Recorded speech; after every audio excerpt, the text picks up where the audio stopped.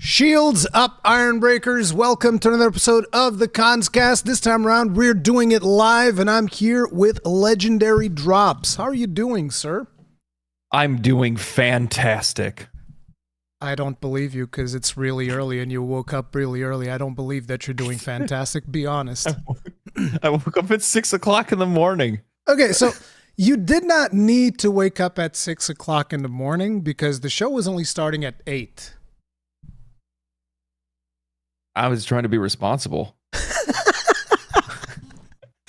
Bro, if somebody told me that they needed me to wake up early, I would be there like 15 minutes before things get started. That's me being responsible. I still have some of that construction life in my blood. I'm used to getting up at like 4 o'clock in the morning to be at work at like 6. You used to work construction? Yeah, like 6, 7 years, something like that. Traveling across the U.S. So what's harder, working construction or creating content? Ooh. You have to think about it? Yeah, because it's a like a unique kind of stress. You know what I mean? Interesting. So like I would say like day-to-day work, I mean construction's probably, I mean it's more difficult, like laborious, but with like content creation, there's a lot to worry about, a lot to think about. I think that's actually more or less. I think it's. To be honest with you, most of it's just the stress of like working for yourself more than anything else. You know what I mean? I know exactly what you mean because while I didn't work construction per se, the warehouse that I'm actually in, this used to be like, I don't know what the exact term would be in English, but it's almost like a metalworking site. We didn't just do metalworking. We also did woodworking. We did like a bunch of stuff. And I used to work here. And it was also very much just manual labor. And I was like, nah, I still prefer content creation. Yeah, no, I mean, obviously, I mean, like the thing is that when you're doing something that you love to do and talk about the things that you love to talk about, it doesn't really feel like it's work. That part I will wholeheartedly be there with. But with everything else, it's like, especially when it's like content creation, it's like, you know, what am I going to do next? What's my next video going to be on? Is it actually going to work? Is the YouTube algorithm going to go, no? Yeah, tell me about it. Over the last couple of weeks, I think my revenue got slashed about half. Yeah, I think there was something weird that happened like a week or 2 or maybe 3 weeks ago or something like that where I don't know, man. I had like 2 videos or 3 videos that just like went nowhere, or the rest of them were just fine. Yeah, sometimes, you know, the algorithm has its woes and it's going to do what it's going to do. It is what it is. Yeah. But so I guess we should start from the very beginning because there's probably going to be some people that don't know who you are, what you've done. Like, how long have you been creating content? Because I feel like I ran into your stuff like only a couple of months ago was the first time that I've seen it. And I believe it was mostly around the Baldur's Gate 3 stuff that you were working on. Oh, wow. So I started out on YouTube a little over a year ago. Initially, it was just a podcast with me and my buddy. Didn't really go anywhere. And then I kind of looked around and realized that, you know, the vast majority of people that were making podcasts already had some kind of other sort of content or were famous from something else or whatever it might be. And I switched gears. I started writing essays, video essays, stuff like that. And I didn't start that until I want to say it was not December of last year, but the year before that. But the channel didn't really take off until Baldur's Gate. Yeah, see, that's when I started seeing your stuff when you were being very critical of some industry practices and stuff like that. That's when I really started picking up on some of your content. And then you also started live streaming of it, and I was like, oh, that's kind of cool. Yeah. It was one of those things where, you know, I worked in construction, and I had a business degree that I never had the opportunity to use. So this is how I use it now. Yeah, I had my degree is a comp sci. Although that one kind of applies to what I'm doing because what I've learned kind of helps me learn new tools. So like recently I just switched from Premiere to DaVinci. I was able to pick it up fairly quick. And, you know, you just kind of like swap around from software to software to the things that you are working on. And that's still useful. But business degree, I don't know. I don't know how you'd use that in this besides just like, oh, I can do my taxes or something. No, well, I mean, it was like business management and administrations and stuff, so I can like analyze business operations of the industry. That's why you're kind of good at managing your time, why you're able to go like, oh, I'm going to make this video and I'm going to write this thing and I can't manage my time to save my life. But then again, I also have 2 kids, so there's that. Yeah, I don't have that, so yeah. I dodged that one like Neo from the Matrix. But would you say that over the last couple of years, we've actually had it pretty good when it comes to gaming, even if we've had some pretty gnarly business practices in the industry, which have always been here? Let's just be completely honest. We're going to get in depth into a lot of those. But like, I feel like in terms of games, we've actually had it extremely good over the last couple of years, 2023 and this year especially. Yeah. Do you know what one of the funny things is that like I consume a lot of content. I watch a lot of YouTube. And one of the things that I've seen pop up over like the last like year or two a lot is like gaming is dead. Modern gaming is dead. This is how gaming dies. And I'm like, wow, what games are you guys playing? Exactly. And why do you guys keep playing the same thing over and over again? Now, I made a comment in one of my like recent videos where I was talking about, you know, some of the boneheaded mistakes that I think a lot of like industry leaders will say are making lately, which is pumping hundreds of millions of dollars into the same thing and expecting a better result every single time. It's just not realistic. Just the same way as it's not realistic for players to keep playing the same things over and over and over again and somehow get a better experience than they did, you know, the first or second or maybe even third time that they played the game. My drug of choice used to be essentially World of Warcraft. At one point in my life, I played World of Warcraft to the exclusion of everything else, and I thought this is going to be the one game that I'm going to play for the rest of my life. I actually thought like that at one point, and then eventually, you know, I was raiding whilst simultaneously watching Indiana Jones, and I realized, you know, I was basically like on autopilot on the raid, and I could keep doing it because people were messing up, and then I was like, hey, here we go again. And I was just like so out of it that I'm just like watching Indiana Jones while we're raiding, and I realized I would rather not have to raid. I would rather just be watching Indiana Jones or playing something else rather than raiding. This is actually a miserable experience. And that was probably the first time that I was, oh, this is really bad. I must have been 20 something at that point. I don't know exactly. Yeah. Did you? I'm be honest with you. I think that's exactly what every raider goes through. Yeah. At one point in time.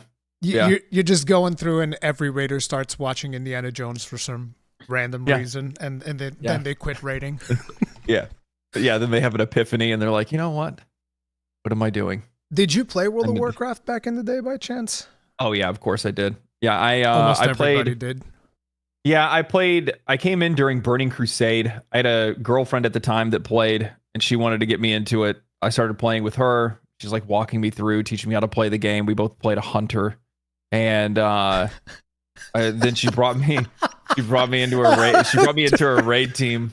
True story, by the way. She brought me into a raid group, and while initially I'm just kind of figuring things out. Next thing you know, I kind of get dialed in, start doing more damage than she did. I started beating her on the parses, and then I end up taking her raid position. And then you weren't dating anymore. And then we weren't dating anymore. Wait, that actually happened? I was joking. Yeah. No. Yeah. Oh my God. A lot of people meet their significant other in World of Warcraft. You got rid of your significant other in World of Warcraft. You took her raid spot. Yeah. Hey, do you know what, man? I'm going to tell you this right now. Big red flag for me. If I join a raiding group, if there's a husband and wife or boyfriend and girlfriend that are in that group, I'm out. I'm out. I'm out. No. Listen, my wife was a fantastic raider. I never once utilized my position of main tank to leverage my wife into being included into. Never happened. Never. No, I'm sure it didn't. Yeah. Look, during Burning Crusade, she was playing a Retribution Paladin, and she was still able to out DPS a lot of the other meta classes, okay? Our raiding team was not the best. No.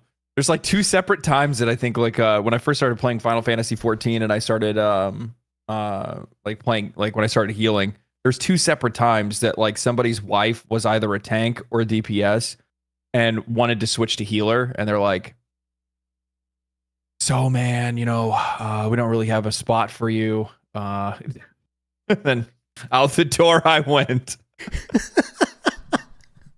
So you were playing healer and somebody's wife replaced you. That's messed up. That's pretty messed up. So 2 very important questions. When you played World of Warcraft, Horde or Alliance?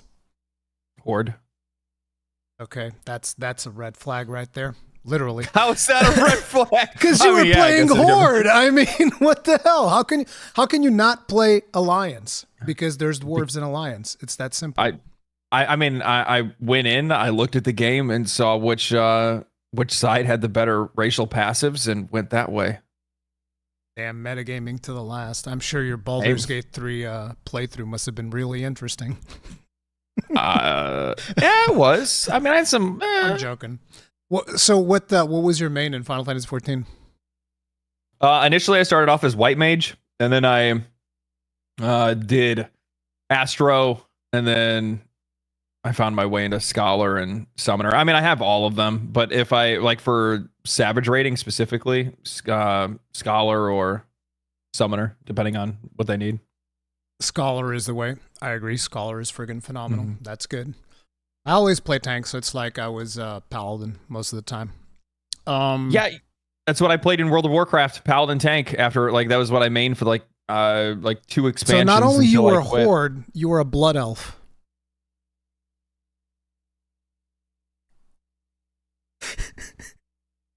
Yes. It's like that's insult to injury right there.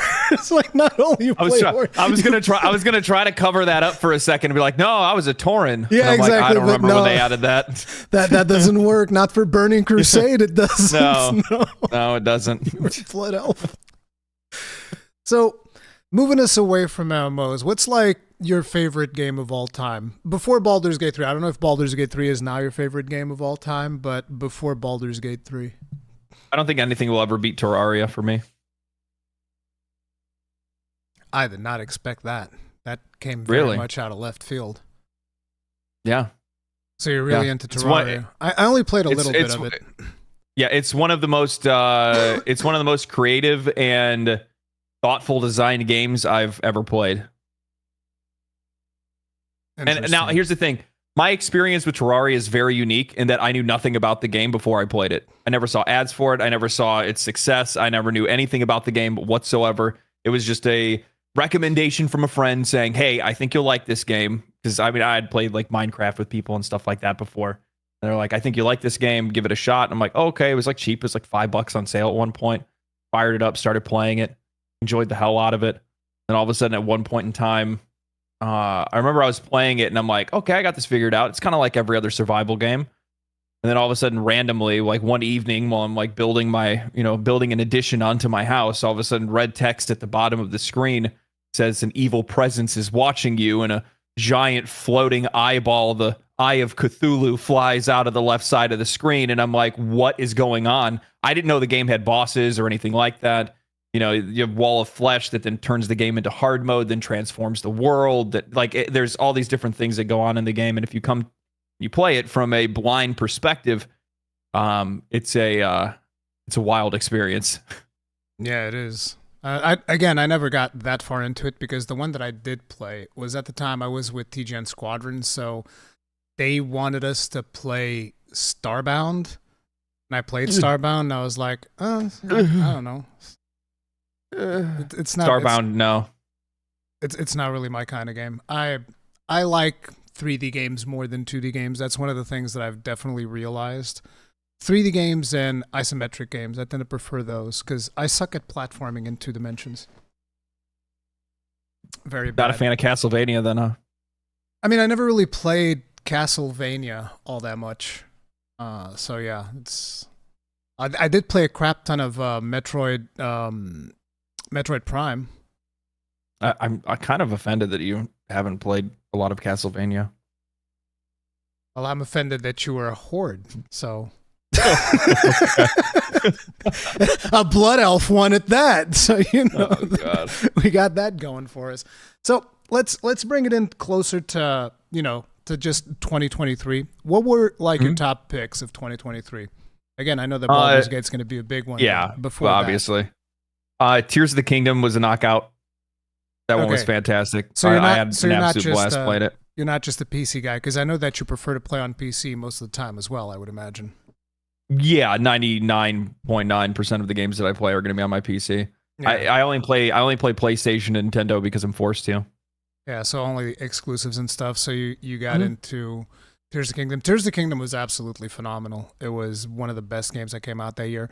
What do you think about the people that were saying that was like DLC to Breath of the Wild?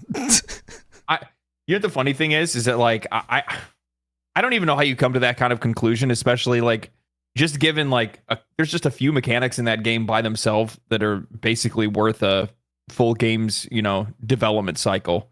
The building mechanic and being able to put that kind of stuff, how the physics of that work in that world is just like I don't know, it's just wild. I think one of the coolest things that a lot of people didn't really talk about when it came to Tears of the Kingdom is that there were so many ways for you to be able to solve problems that nobody's playthrough was ever going to be the same, because it's so unlikely that you built the same things that I did and overcame objectives or solved puzzles or anything like that similar to me.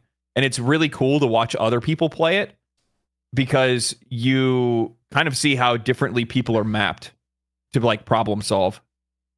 Yeah. Like one example that everybody in my chat is probably sick of me always bringing up, and I'm going to be bringing it up one more time. How did you handle the horde before the final boss? You remember how there was that horde of monsters that shows up before you get to face off against the final boss? You get to build King's army or whatever. Yeah, you get to build something right before that, don't you? I mean, you can if you want to. You don't have to. Yeah, I think I built like a flamethrower vehicle, and then after a while, and then I just got off of it and just fought everything the best that I could. I built a laser turret tank. Did you now? Yeah, I did. It's just like driving my tank around with a turret on top with like 5 little laser things. It's like bzz, bzz, bzz, deleting everything. I was like, this is the best thing ever. I love this thing. Yeah, I mean, I really enjoyed the combat of the game. So like, I was always farming like the biggest and best weapons and things like that, and trying to fight stuff on like foot more than I fought things using like vehicles and whatnot. I mean, I made a mech and things like that. I had a good time doing that kind of stuff too. But yeah, that game was hella fun. It was super good. What else did you really enjoy last year? So Tears of the Kingdom, How is your Diablo 4 experience? Are you a Diablo 4 enjoyer? Because that released after Tears of the Kingdom. So, damn. So funny story. My YouTube channel got its initial start off of Diablo 4, making videos before the game came out. Second or third ever video I made on YouTube got like 270,000 views. I bet Asmongold reacted to it. No, he didn't. Damn. No, he didn't. Yeah. He didn't really start watching me until after, like during like Baldur's Gate or something like that, I think. But yeah, it got like 270,000 views, and it was me. I'm not kidding you, man. I'm so sorry. To say this. I'd been out of the loop for years when it comes to video games, especially when it comes to the actions and some of the things that these companies do from time to time. And I didn't know anything about Blizzard. The last thing I'd played was World of Warcraft. The last time I played a Blizzard game was, Wrath of the Lich King. So were you glazing it? I glazed it so hard. I was like, guys, you don't understand. This is going to be the best game ever. I don't understand why people are complaining about it having an in-game shop. That's going to help to fund further development of the game. Oh, man. You know what the funny thing is that if you go back and you watch like some of my earlier videos, and then you like if you watch the entire album of all the different videos I've made, like over 100 videos now, I think. If you go back and you literally get to watch the transformation of somebody that's like a non-cynical to somebody that's just like, this industry, its brains leaking out of its ear. Like I go from like bright-eyed and excited about everything to being like, no. See, no. For me, that process took a couple of years because it happened slowly. For you got that experience straight in Diablo 4. It's like, boom, yeah. Oh man, I'm so excited about this game. I remember ahead of Diablo 4, I made a video talking about how it's complete garbage that we're getting that 3-day early access thing, and that's really friggin' stupid. And people were telling me, shut the hell up. What are you, poor? Buy the game, whatever. And I was like, no, I'm going to buy the game because I'm going to create content for it. You need to understand, for a content creator, that's actually a good thing. People being removed from the environment, and they'll be more interested in checking out streams. Yep, that gives me 3 extra days. Exactly. It's like, people are going to be more interested in coming and watch me stream the game. That's all good. Yeah. I had higher viewership because of it. But I'm still speaking against it because it's garbage. It's a garbage business practice. It's just so well, they call it advanced access now. Advanced access? It's not early access anymore? No, the industry wants to differentiate between early access, which is like, Hades. It's going to be early access for a year. They want to differentiate between early access and then now advanced access. It's advanced. It's premium. Yes. Premium access. Yes. That's what they should call it. Yes. But actually, my initial review of Diablo 4 after I played the whole story was actually positive. I enjoyed the game. I was like, yeah, the campaign was awesome. I had a blast. The thing is that, I initially had really high hopes for the game. I'm a huge Diablo fan. Yep. And likewise. I was looking forward. And the funny thing is like, I'll probably get crucified for this, but I like Diablo 3. I had a good time playing it. Fine. Diablo 3 is fun. Yeah, it was a fun game. I just think that the story of Diablo 3 is bad.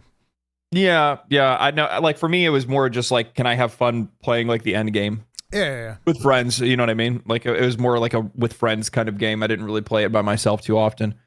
But I was looking forward to Diablo 4. And when they dropped it and I played it and I was like, okay, this is all good. Basically, everything was all good up until the point you get to the end game and you're like, it's like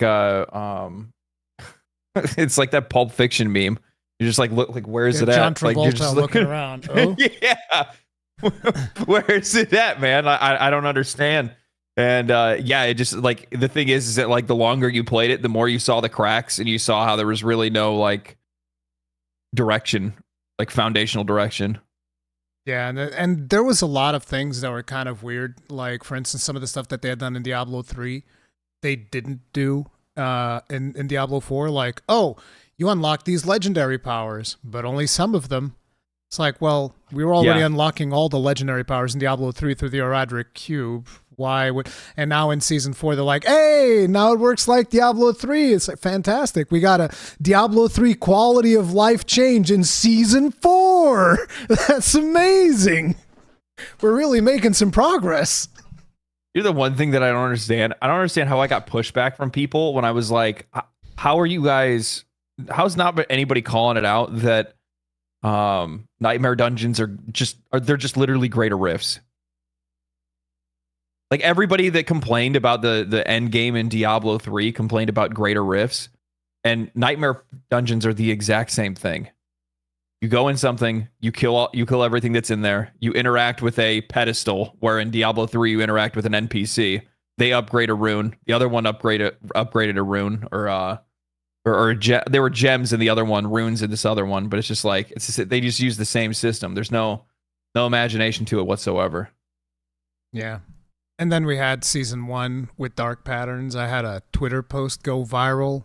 3 developers actually posted under that Twitter post telling me, oh yeah, it shouldn't work like that. But nobody ever gave me a season token back. They never gave it back. I was like, there's 3 developers in here saying this is wrong, but they're not going to do right by their community. Nobody's going to do things right by their community. I mean, Thank you for the money. Yeah. Thank you for the money. Yeah. The thing was, I actually also played Diablo Immortal.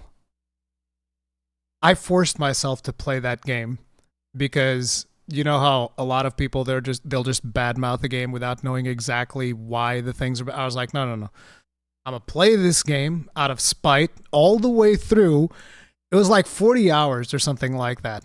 And then I'm going to review it and tell everybody exactly what is wrong with the game. And that's what I did. And immediately after that, I deleted my character and never touched that piece of garbage again because that game is some hot shit. And I find it interesting that at the time, people were still going around saying, oh, if you take away the monetization, there's actually a really good game. And I was like, no, there's not. No, you're wrong. No, stop. It's literally Diablo. It's just Diablo 3 with pay to win.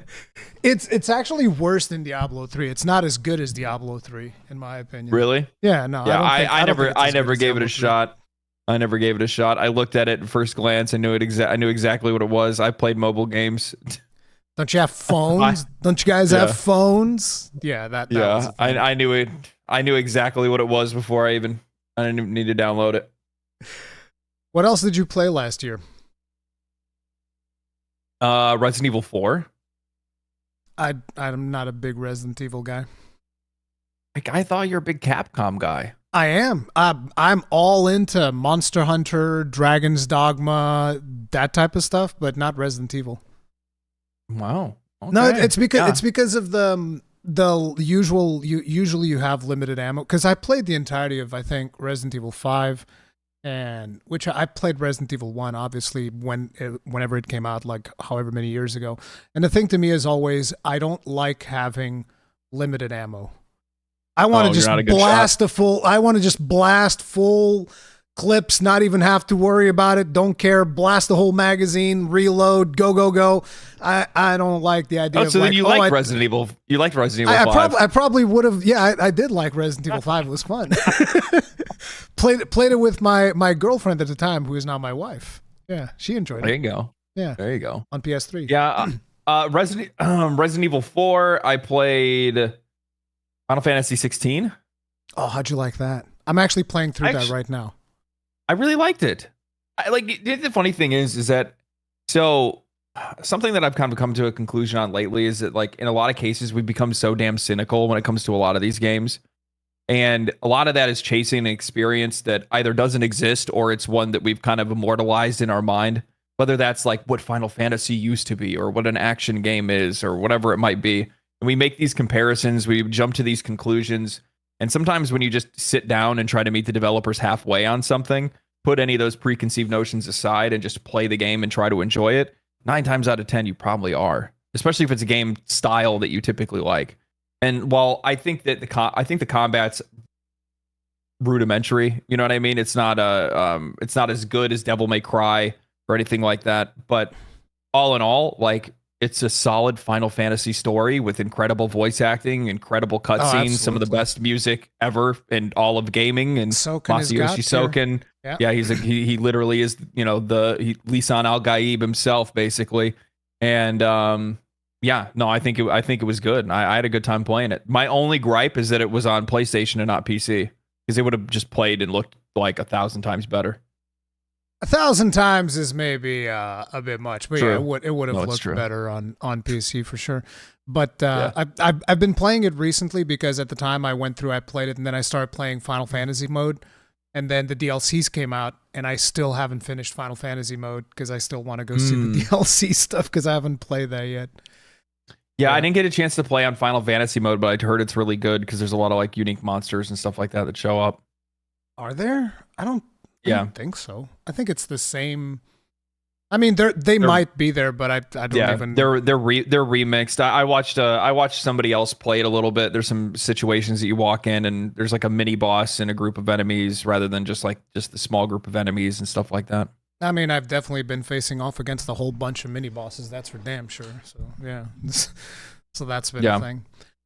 So Final Fantasy 16, awesome. Starfield, how'd you like Starfield? You placed it. I killed him, dude. What a dumpster fire that was. That was the first game that I ever got a review key for, and then I never got another review key after that. So if that tells you anything about how my experience with Starfield was, yeah. Because I can't. I have no filter when it comes to my opinion on a game. I can't glaze a game if I don't like it, and you shouldn't have to. No. And I played it for 25 hours. I've never looked back at it. It's one of the most. It's just so contrived and boring and safe and ugly, and there's just so many ways to be able to just there's nothing in it that gives you the soul of like what a Bethesda game experience is supposed to be like, which is buggy as shit, but also really fun to explore. And there just wasn't that. I mean, the bugs were there, but the fun to explore was not. This is a really interesting point to me because I'll get into it in a bit. But first, I need to know one thing. You played Skyrim or Morrowind or any of the previous Bethesda titles? Of course, yeah. Okay, so which ones did you like the most? Which ones did I like the most? I liked Oblivion. Okay. More than Skyrim. Yeah, that's usually something that I hear a lot of people say, yeah. Yeah, and then obviously I played the Fallout games too, right? So yeah, I'm assuming you liked 3 more than 4 as well, because that's usually another thing that. No? I liked 4. Oh, yeah. You liked 4? Okay. So I played the entirety of Fallout 4. Not a big fan, but I did like the moment where I got the big robot to go and nuke everything, and then I nuked the Commonwealth and murdered everybody. I was like, oh, that was great. Yes. That part I liked. Yeah. My son, I shot him right in the face. Yeah. Finished the dialogue with him, shot him right in the face. It's like, there you go, you're done. Sometimes I brought you into this world, I take you out. Exactly. I think I might have even said that. I brought you into this world, I'm taking you out. Yeah. But yeah, so the thing to me is I played Fallout 4. I was never able to get into any of the other ones. I think I played Morrowind in some distant past, but not really through completion or anything like that. Played a couple of hours. Skyrim, I was never able to get into it because the thing that I usually say about Skyrim is like, I think there's a really good game here if only it had a combat system. But because it doesn't have a combat system, it's not particularly fun. And people get confused when I say that because everybody likes to play fucking stealth archers for some strange reason and they think that's gameplay. Bro, or mages. I'm sorry. It's just so fun. It's just so funny to be in the shadows and hit them with an arrow in stealth and just watch them fold immediately. It's just funny. It's not gameplay, but it's funny. and the other thing was there was another game that came out at the exact same time as Skyrim, which was called Dark Souls. And that was me. I was playing Dark Souls all day, every day. Screw Skyrim. Yeah. Sky who? I don't know what this game is. But basically, I never got into Skyrim. And so I never really got super into a Bethesda game because while I played Fallout 4 through the completion, I don't like the setting Fallout. I'm not into it. Okay. And it's like, that's not me saying that it's bad or anything like that. It's just like the whole post-apocalyptic, I don't know if it's 70s or 50s vibe from US. It doesn't really appeal to me all that much. So I was like, whatever, right? Yeah. On the other hand, I grew up with Star Wars. Big Star Wars fan. It's the reason why I know how to speak English as well as I do is because I watched Star Wars over 200 times, memorized the actors' lines associated with the subtitles, and that's kind of like how I learned how to speak English. Yeah. And so I'm much more into sci-fi, and when Starfield came out, I was like, oh my God, I have all these dialogue options and all of these things, and this is actually really cool. So I enjoyed Starfield. I had a good time with Starfield all around. The problem is, Starfield is very good at giving you the illusion of choice, because then I started watching other videos on it, and I was like, oh shit, so it doesn't really matter what I had chosen in almost any of the scenarios that I was in, where it made me believe that the choices that I was making actually meant anything. But there were quest lines that had interesting stories. Like, I did that quest line for the Corpos or whatever it was. Yeah, I know what you're talking about. That one I really liked. I thought that one was pretty cool. And I did, after I finished the game, I did the Freestar Rangers one. I also like that one. Although, again, you then go back and you watch videos on the different scenarios that can play out, and you're like, oh, so it didn't really mean that much because that was exactly the scenario that you're supposed to go on. It's just the illusion of choice, right? But I think the thing that I liked the most was actually the space combat. Because you get to basically make a ship, and you get to walk around inside of it. And I don't know if you've ever played Elite Dangerous. Ever played Elite Dangerous? Yeah. My buddy Mark is a huge fan of it, yeah. So whenever I was playing Elite Dangerous, one of my biggest things is like, I want space legs, but I don't want space legs to go around on like space stations or missions on the ground. I want space legs so that I can walk around on my ship. That's all I want. Yeah. And that's what Starfield gave me. I can make my ship and then I can walk around on it. To me, that was like a huge thing that I've always wanted to do. And I don't feel like there's that many games that let you design a ship and then actually walk around inside of it and interact with NPCs that are inside of your ship and all of that. Yeah. So to me, that was a huge thing. And I freaking love that aspect of it, which is when Starfield completely lost me because then you start New Game Plus and they're like, oh yeah, that ship that you worked on really hard, yeah, fuck all that, it's gone. And I was like, oh, well, that fucking sucks. For me, it was like, I don't know. I had different expectations for the game, and I think a lot of it was more based on their marketing than anything else because that's all I really ever had to go off of. And, you know, when I was seeing it as somebody that enjoyed playing Bethesda games in the past, was one of the biggest benefits to playing those games where you would point your character in a direction and then just go in that direction and you'd find things. Like, you know, you'd find quests, you'd find a village, you'd find a cave, you'd find a port in Oblivion, you'd find a portal into hell. You know what I mean? Like, there are all kinds of different things that you could find. And it was all dependent on just, you know, what direction that you chose to walk in. However, that kind of exploration, which is like one of the key factors for me in a lot of Bethesda games, didn't exist in Starfield. It was loading screen, loading screen, loading screen to a loading screen. And while like there was that space combat, there wasn't enough of it. And you'd have to specifically go out looking for it rather than it being something that felt organic that you would get into like while you were traveling between planets. So like, I feel like Starfield was a game that has like a lot of good ideas, but just really bad implementation to make all of those things connect in the proper way.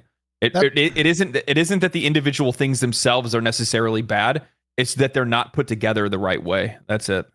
That's one of the things that I've noticed from a lot of people that didn't enjoy Starfield is that they wanted to do the whole, I want to go explore stuff. And to me, the moment I heard, we have procedural generation, and I was like, wait, procedural generation in a Bethesda game? That's going to be a trash fire. I'm going to pass on that. So I did none of that. Like, I might have landed on the occasional planet every now and then to go collect resources or something, but it was very much like, find the resource I want, collect that, leave.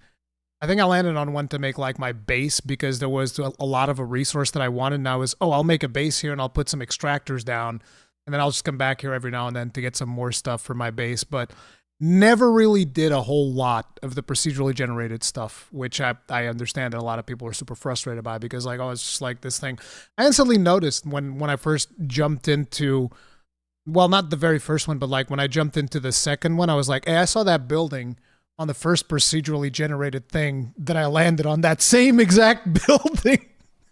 And then you go and you happen to you find that building on one location that's not procedurally generated. Hey, look, it's that same building. So I never really wasted any time doing procedural stuff. But the one thing I kind of wish they would have done instead, it would have not only saved them some time and money, but would have probably given them a better opportunity to be able to put in more like thoughtfully crafted areas.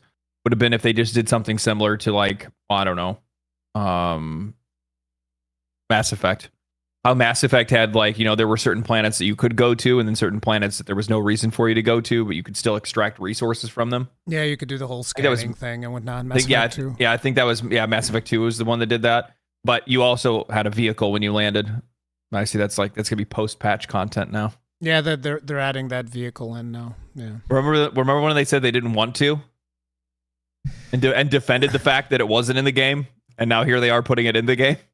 I mean, if the gaming community makes enough noise, they'll do just about anything, as it turns out. Yeah. But we learned that with Helldivers too, yeah. Yeah, we definitely did. So I guess one of the biggest ones for you last year would have been Baldur's Gate 3 then. So let's get into that. So what got you into Baldur's Gate 3? Oh, I was in the early access for like 4 years or 3 years. Sorry. Oh, okay. So you were already playing it. I purposely avoided early access in Baldur's Gate 3. No, I was a Divinity Original Sin 2 fiend, man. So like the minute that I saw that game pop up, I saw the themes, I saw the way that how it looked, and how it was shaping up. Larian's always been stalwart in my eyes, and I knew it was something that I could trust, so I put my money in. I ended up actually getting it on sale for like $30 at the time. It was interesting. It was interesting because I remember I played a little bit of Divinity Original Sin 2 and I was like, oh, this is a really fun game, but I never really got too much into it. And then eventually a friend of mine, Pallytime, actually you were around during the Squadron days. You know who Pallytime is. Yeah, I watched you guys play it. You watched us play it. Yeah, exactly. Yeah. That was like one of the coolest playthroughs I've ever done. Like, do you remember Trixler getting like turned into a zombie chicken? Yes. Yes. we couldn't let him die anymore. That was so hilarious, dude. I just love the chaotic energy that is that is Divinity Original Sin 2. There's so many like weird, crazy, funny things that happen. That's what I'm really hoping that they return to that world because it's just too damn funny. It is. Like, I remember when the first time that I tried playing Divinity 1, I was playing it with a friend, and we were playing like online in a LAN setting. This was like the very last game that we were playing that night. We're just, let's check out this quirky game, whatnot. And we're both of us playing it. And we were running around and we find a grave. And so I'm like, I want to dig up this grave. And my friend's like, I don't want to dig up the grave. And so I think it's rock, paper, scissors that you did in the original Divinity. Yeah. So we rock, paper, scissors it. I win, and I'm like, I win. We're digging the goddamn grave. And I start digging and it blows up and we both die. And I was like, I'm sorry. I should have listened to you. We shouldn't have just dug up this random grave. But yeah, like Baldur's Gate 3 has a lot of moments like that are really, really special. But the thing about Baldur's Gate 3 was I did not actually like the main story. I liked all the other stories, so like all the character stories and all of that stuff. But the main story at the end of Act 2, I was like, I don't like it. I think enough time has passed, so I think we can get into spoilers. I think it's fine. If you guys got problems with spoilers for Baldur's Gate 3, like take a break, come back, I don't know, 5 minutes, move your thing 5 minutes ahead or whatever. But I'm a professional at talking about that game without spoiling anything. Personally, the thing is that like the boss fight in the second act is probably the biggest pinnacle. Like the coolest one. It's not the boss fight at all. It's just the story. No.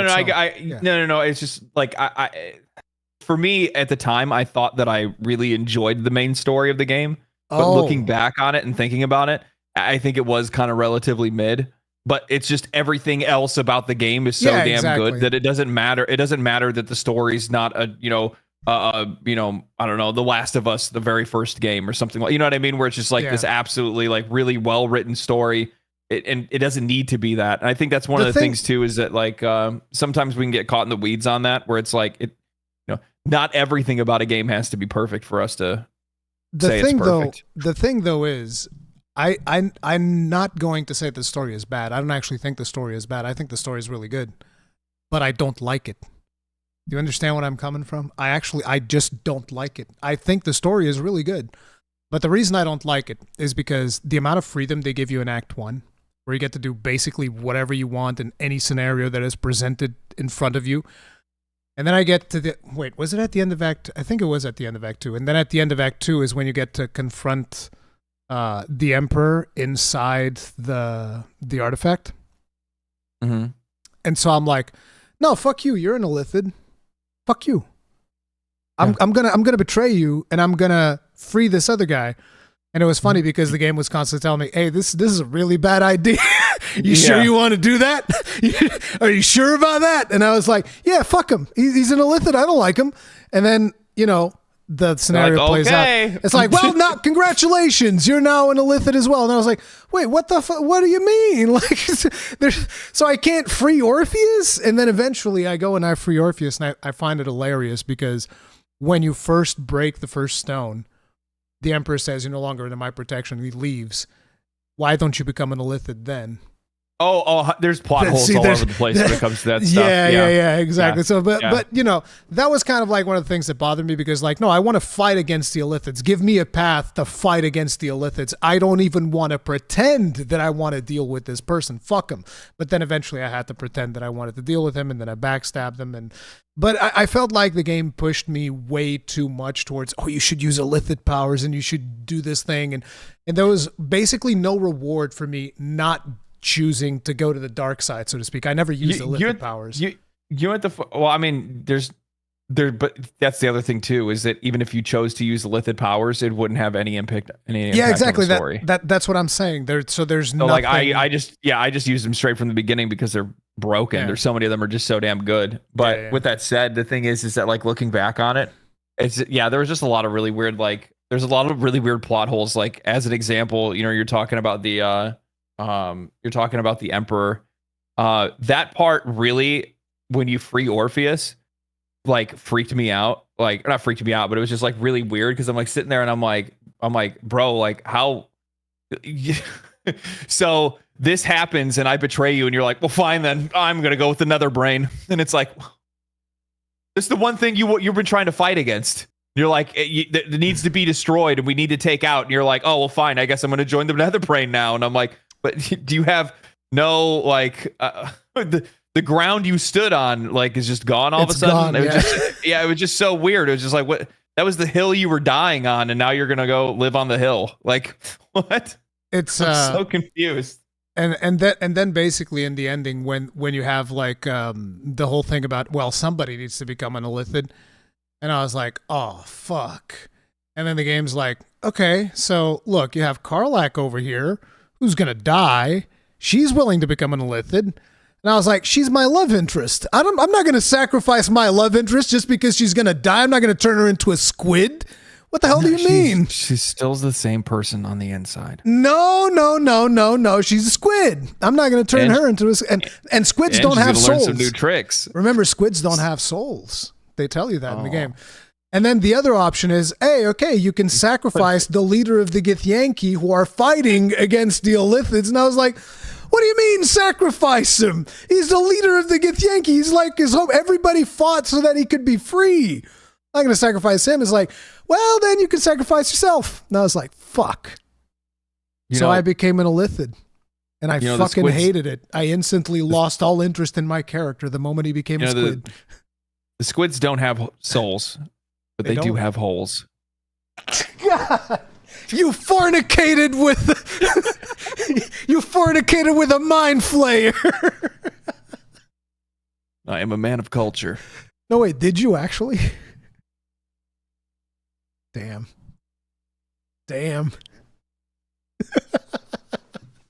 Did Orpheus tell you that? Did Orpheus give you there was an achievement.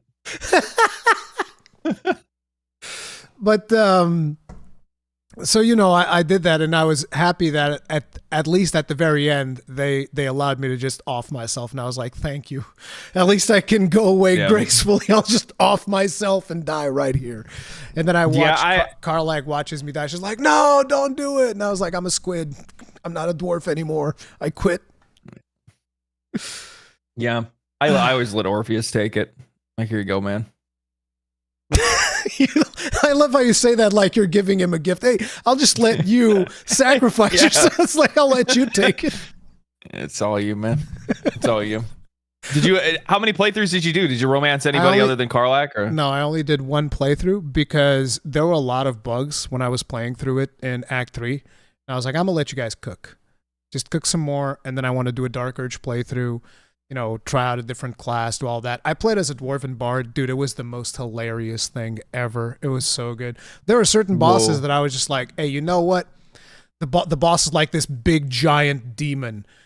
And he's like getting ready to attack and whatnot. And I was like, what would be really cool? Is if you'd go ahead and kill yourself. And the giant demon goes like, you know what? That sounds like a good idea. And he just you say it like that. When you put it like that, this actually sounds like a really good idea. And he just offs himself, and I was like, "That's perfect. Yeah. That's the way we do it." Yeah. So you haven't played as Dark Urge? No, not yet. So you actually haven't played Baldur's Gate 3? I mean, sure, I guess. I don't know. No. I mean, like people say this, but like for anybody that's actually completed a Dark Urge run, it's the canon. For what most people believe, it's probably the most canon experience you can play. Yeah, it gives a lot more. It gives a lot more background on the story than just a general playthrough.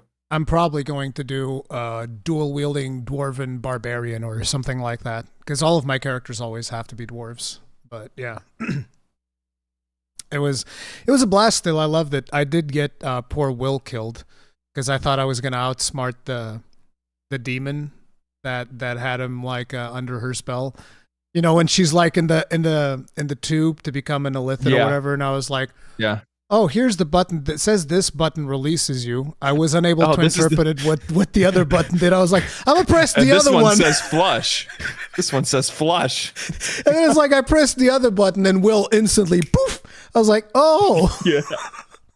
I thought I was doing a good thing. I thought that, like, I'll get rid of the demon. She will have no more hold over you. But no, she instantly collected her debt. Will's dead, straight up.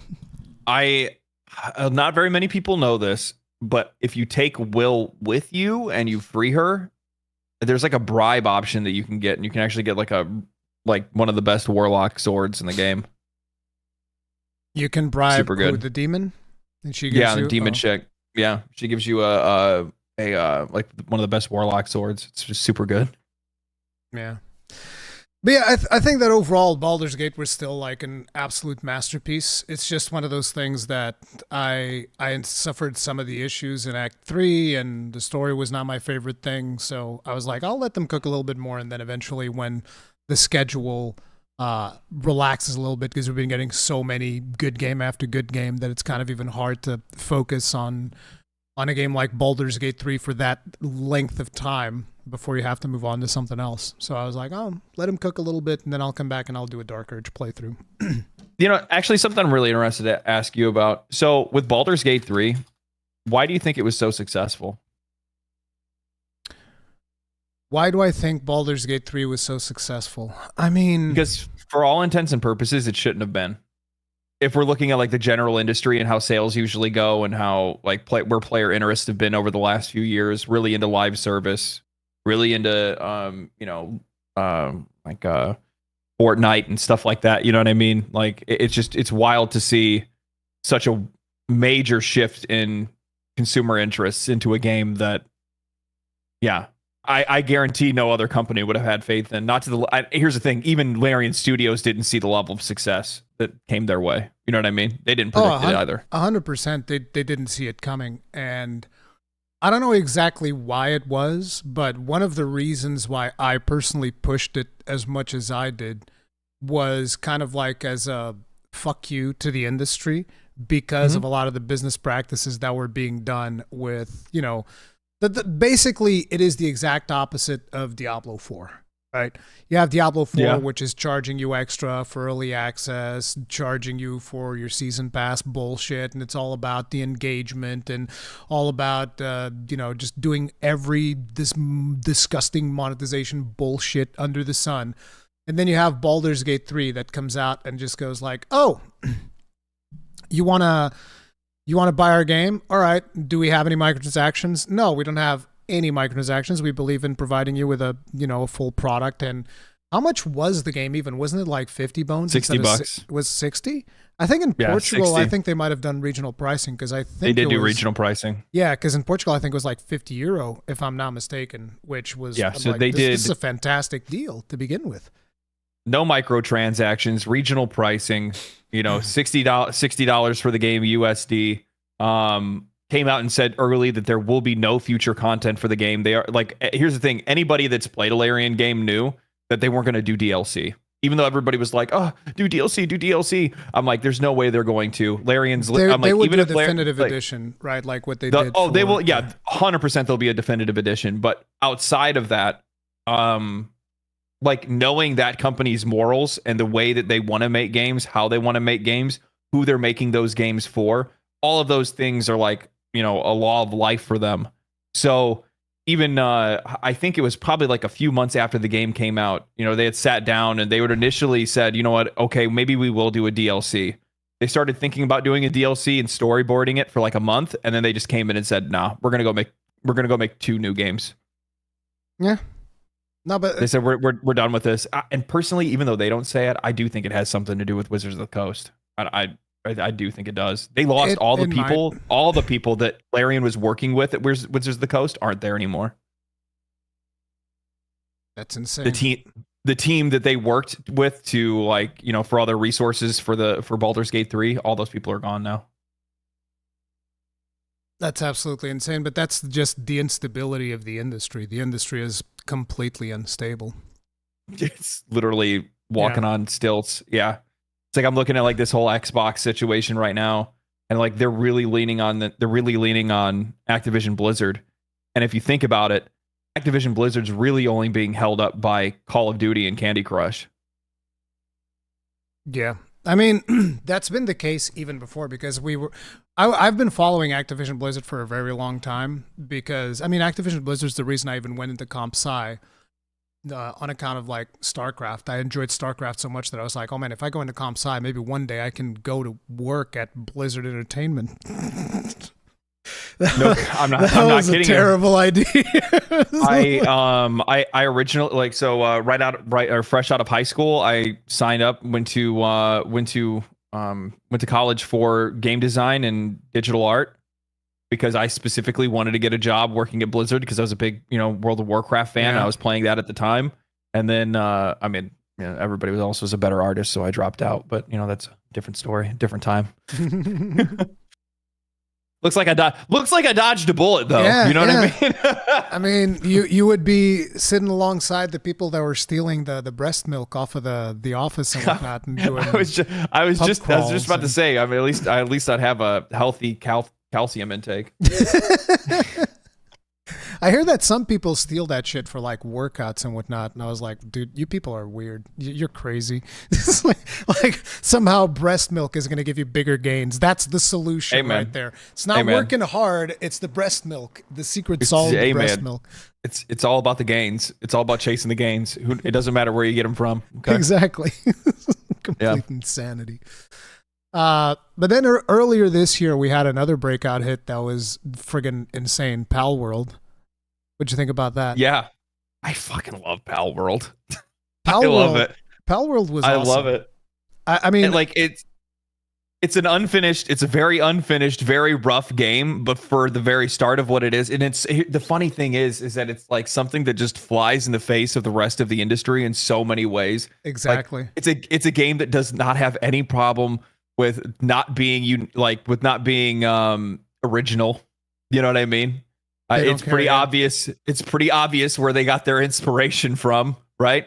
And at the exact same time, it's not like the most creatively designed game. It just has systems that every other, a bunch of other games already have. It's not doing anything Arc. very. It's pretty much Arc. Survival yeah, it's pretty much Arc with Pokemon balls and Pokemon.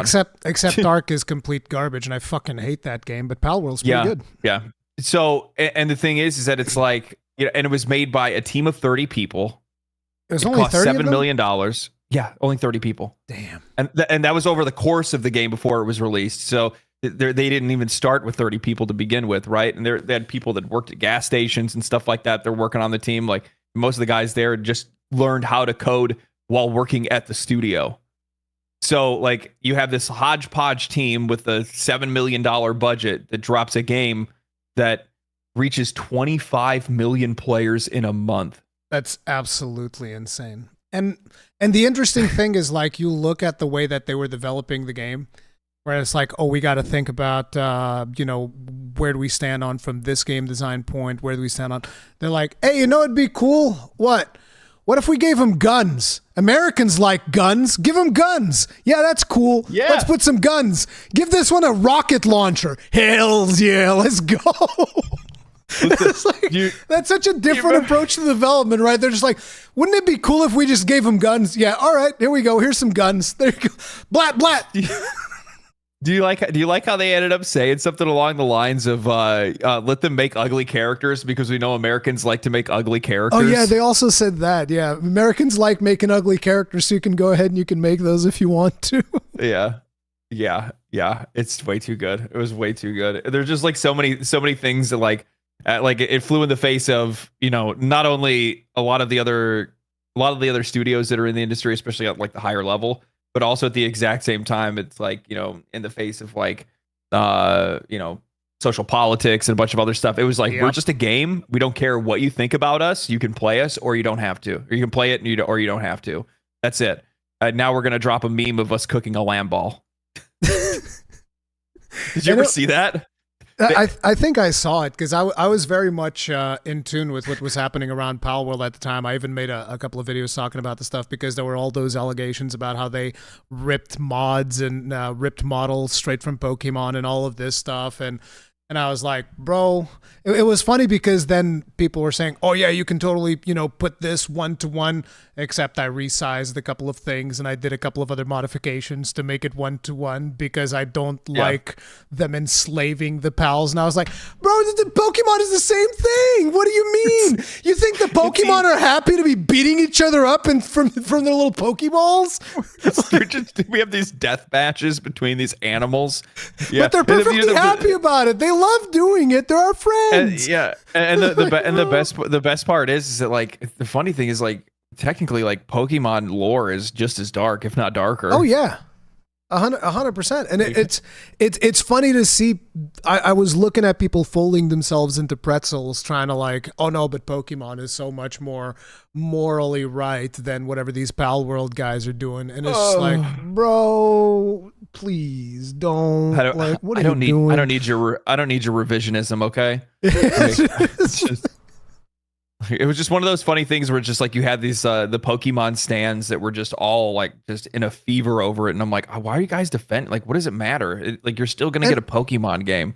You think Palworld's gonna take over and Pokemon's gonna go out of business? It's the biggest franchise ever to exist in human history. Like, and the thing to me is, it's like Pokemon games have been bad. They've been bad. Very. And you have people basically defending all of these Pokemon. Oh no, it's amazing. It's so good. And I've never been into Pokemon. Like never. I've never been interested in Pokemon. I don't give a crap.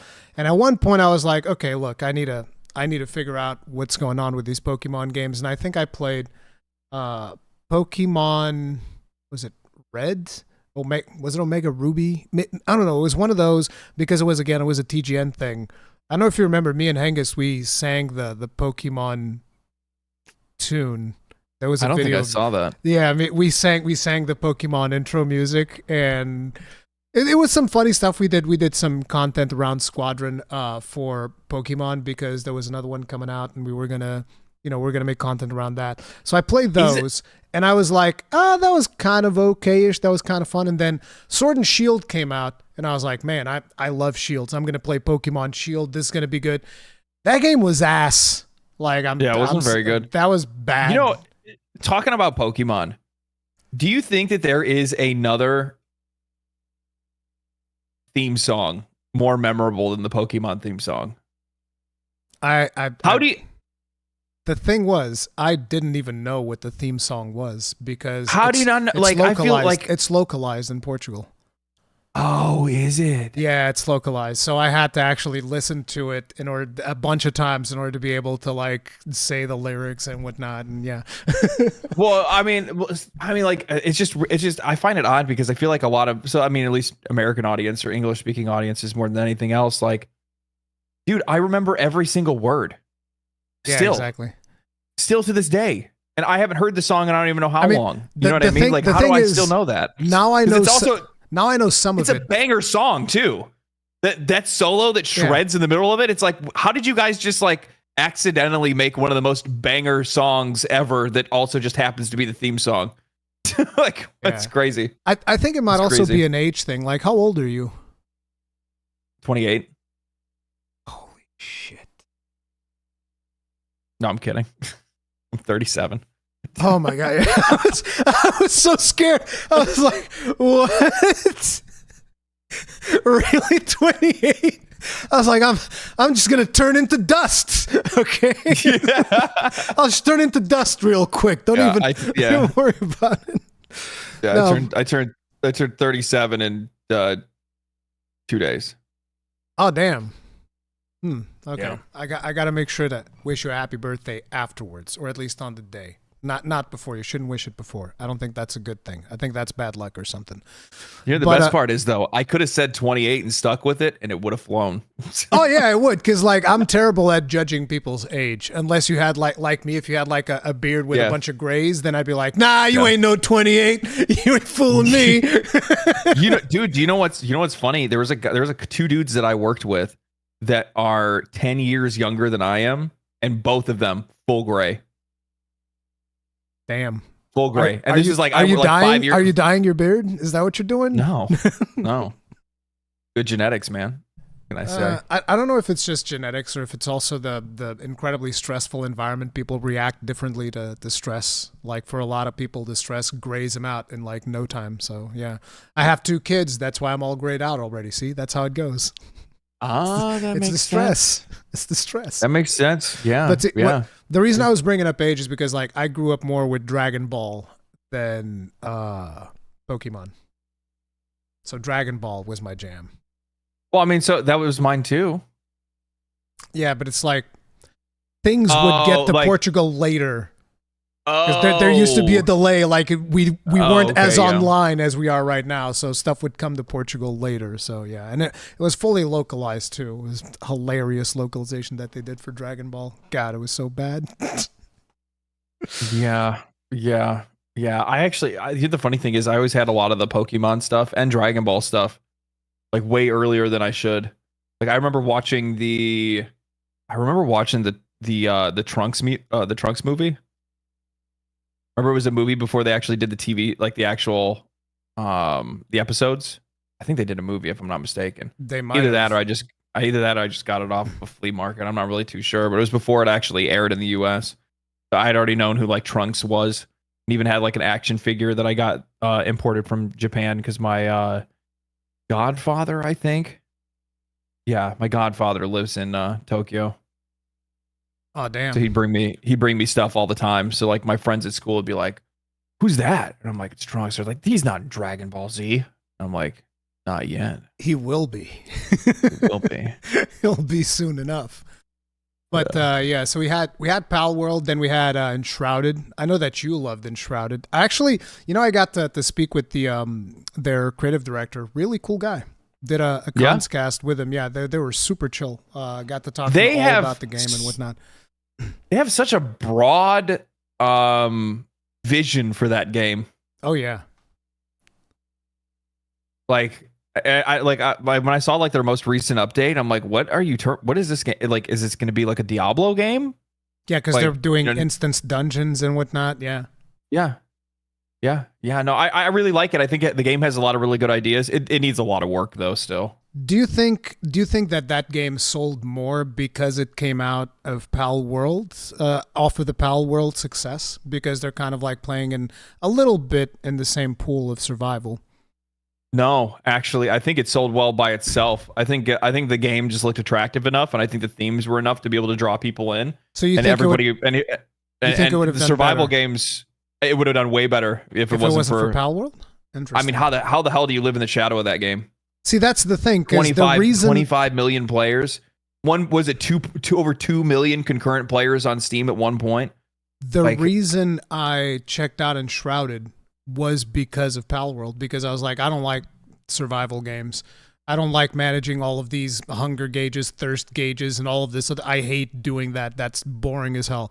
But then Palworld's like, oh, all you got to do is eat, and we'll give you like 1 million berries, and you don't even have to worry about that. We'll even give you a pouch that eats the berries by itself. You don't even have to do anything. Yeah. And I was like, we're just gonna give you a catheter and yeah. So I was like, it turns out I actually like survival games if I don't have to deal with all of this resource bullshit. So maybe I'll check out Enshrouded. And then I checked out Enshrouded. I was like, oh, this is actually really, really cool. That's pretty sweet. So yeah. Yeah, I like the way that games like Enshrouded and Valheim use like food and water management. So instead of it being like, oh, I'm losing health and I'm dying because I haven't ate or drank or done anything. Instead, it's like, well, you want to use it because you get buffs. Yeah, it's the old carrot or stick discussion, and they're just like, oh, here's a carrot instead of a stick, and you're like, oh, I like carrots. Carrots are nice, so you actually. I don't chase like after the sticks. Yeah, sticks aren't good. I don't like sticks at all. I don't like sticks. So did you end up playing Rise of Ronin? Because I remember I invaded your stream at some point because you were talking about Rise of Ronin, and I had already played it because I had early access to it. Did you end up playing that, or did you like give up on it?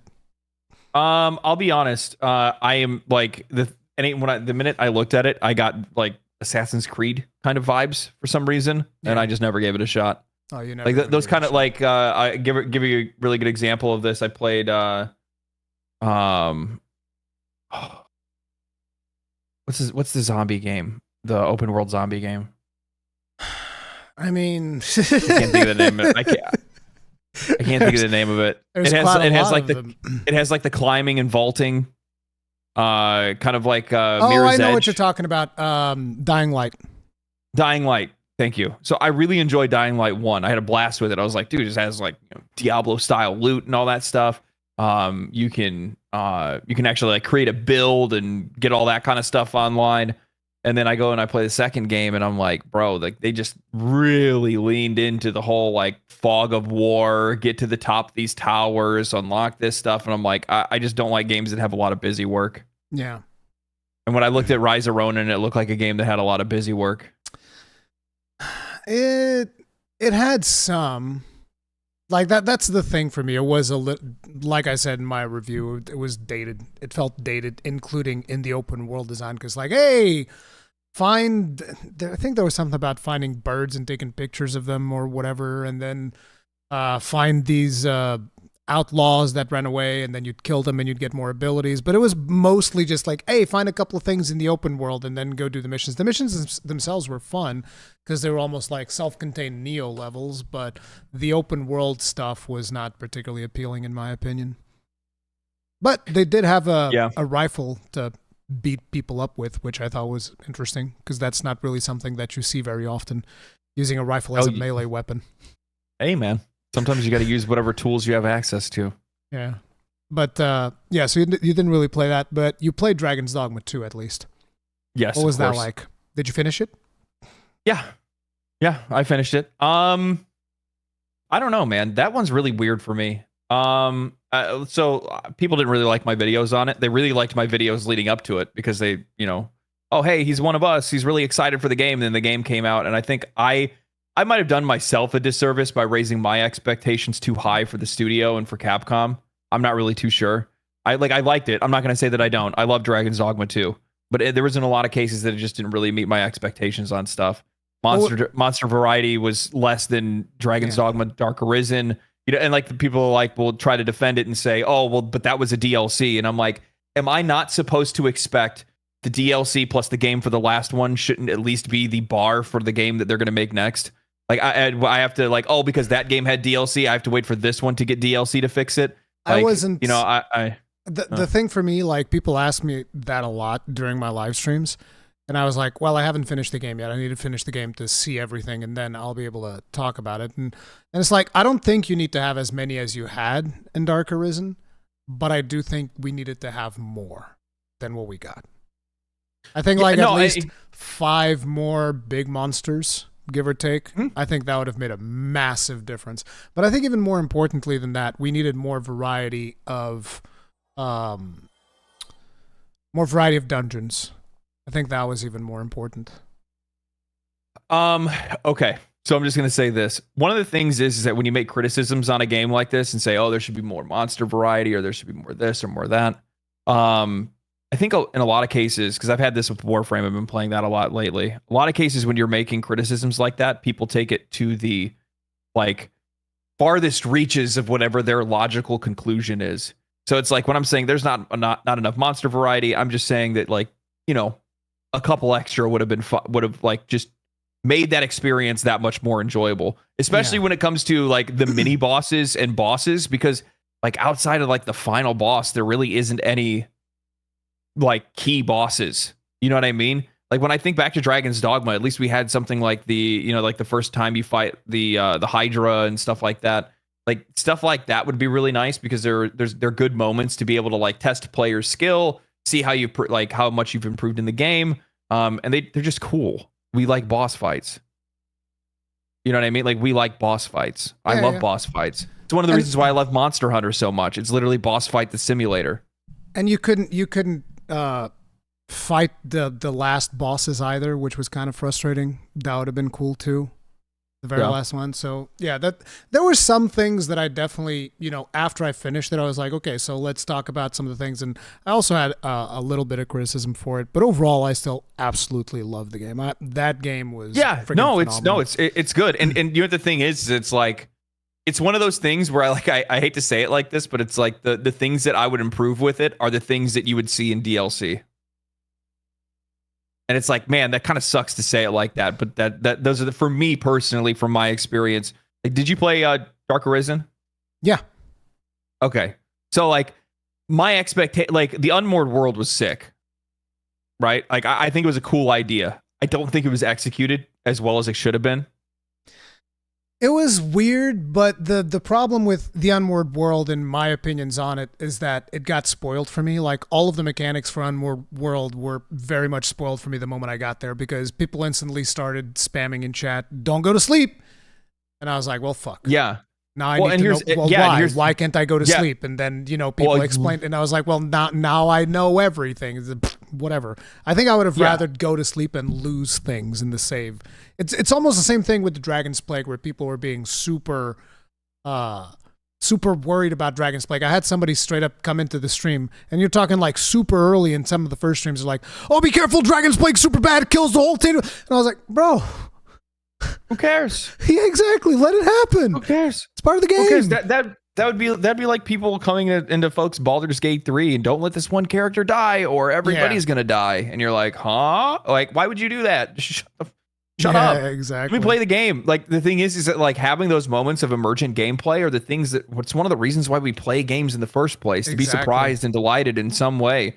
And so many people are like going into a game with a direct thought of exactly how they want the outcome to be. And if it's not that outcome, then they're upset. It's and then ruined. That's sort of the problem. Yeah, it's ruined. My playthrough is ruined. And it's like, no, like Jesus, dude. Like I remember it's one of the things that really frustrates me when people, because there's a lot of people that don't like the Dragon's Plague mechanic. They're like, oh, this is the worst mechanic ever made in a video game. And it's like, go back to Call of Duty.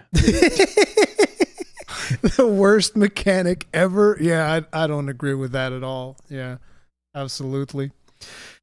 Before we continue, I'm going to just address this chat here. Elaine D, thank you very much for the souls tip of the hat. Appreciate the support. It's awesome getting to see two of my favorite YouTubers team up for a podcast. Rurikhan, really enjoyed your No Rest for the Wicked first impressions. Thanks for you guys on Months on a World. Was able to solo Fatalis. Holy crap.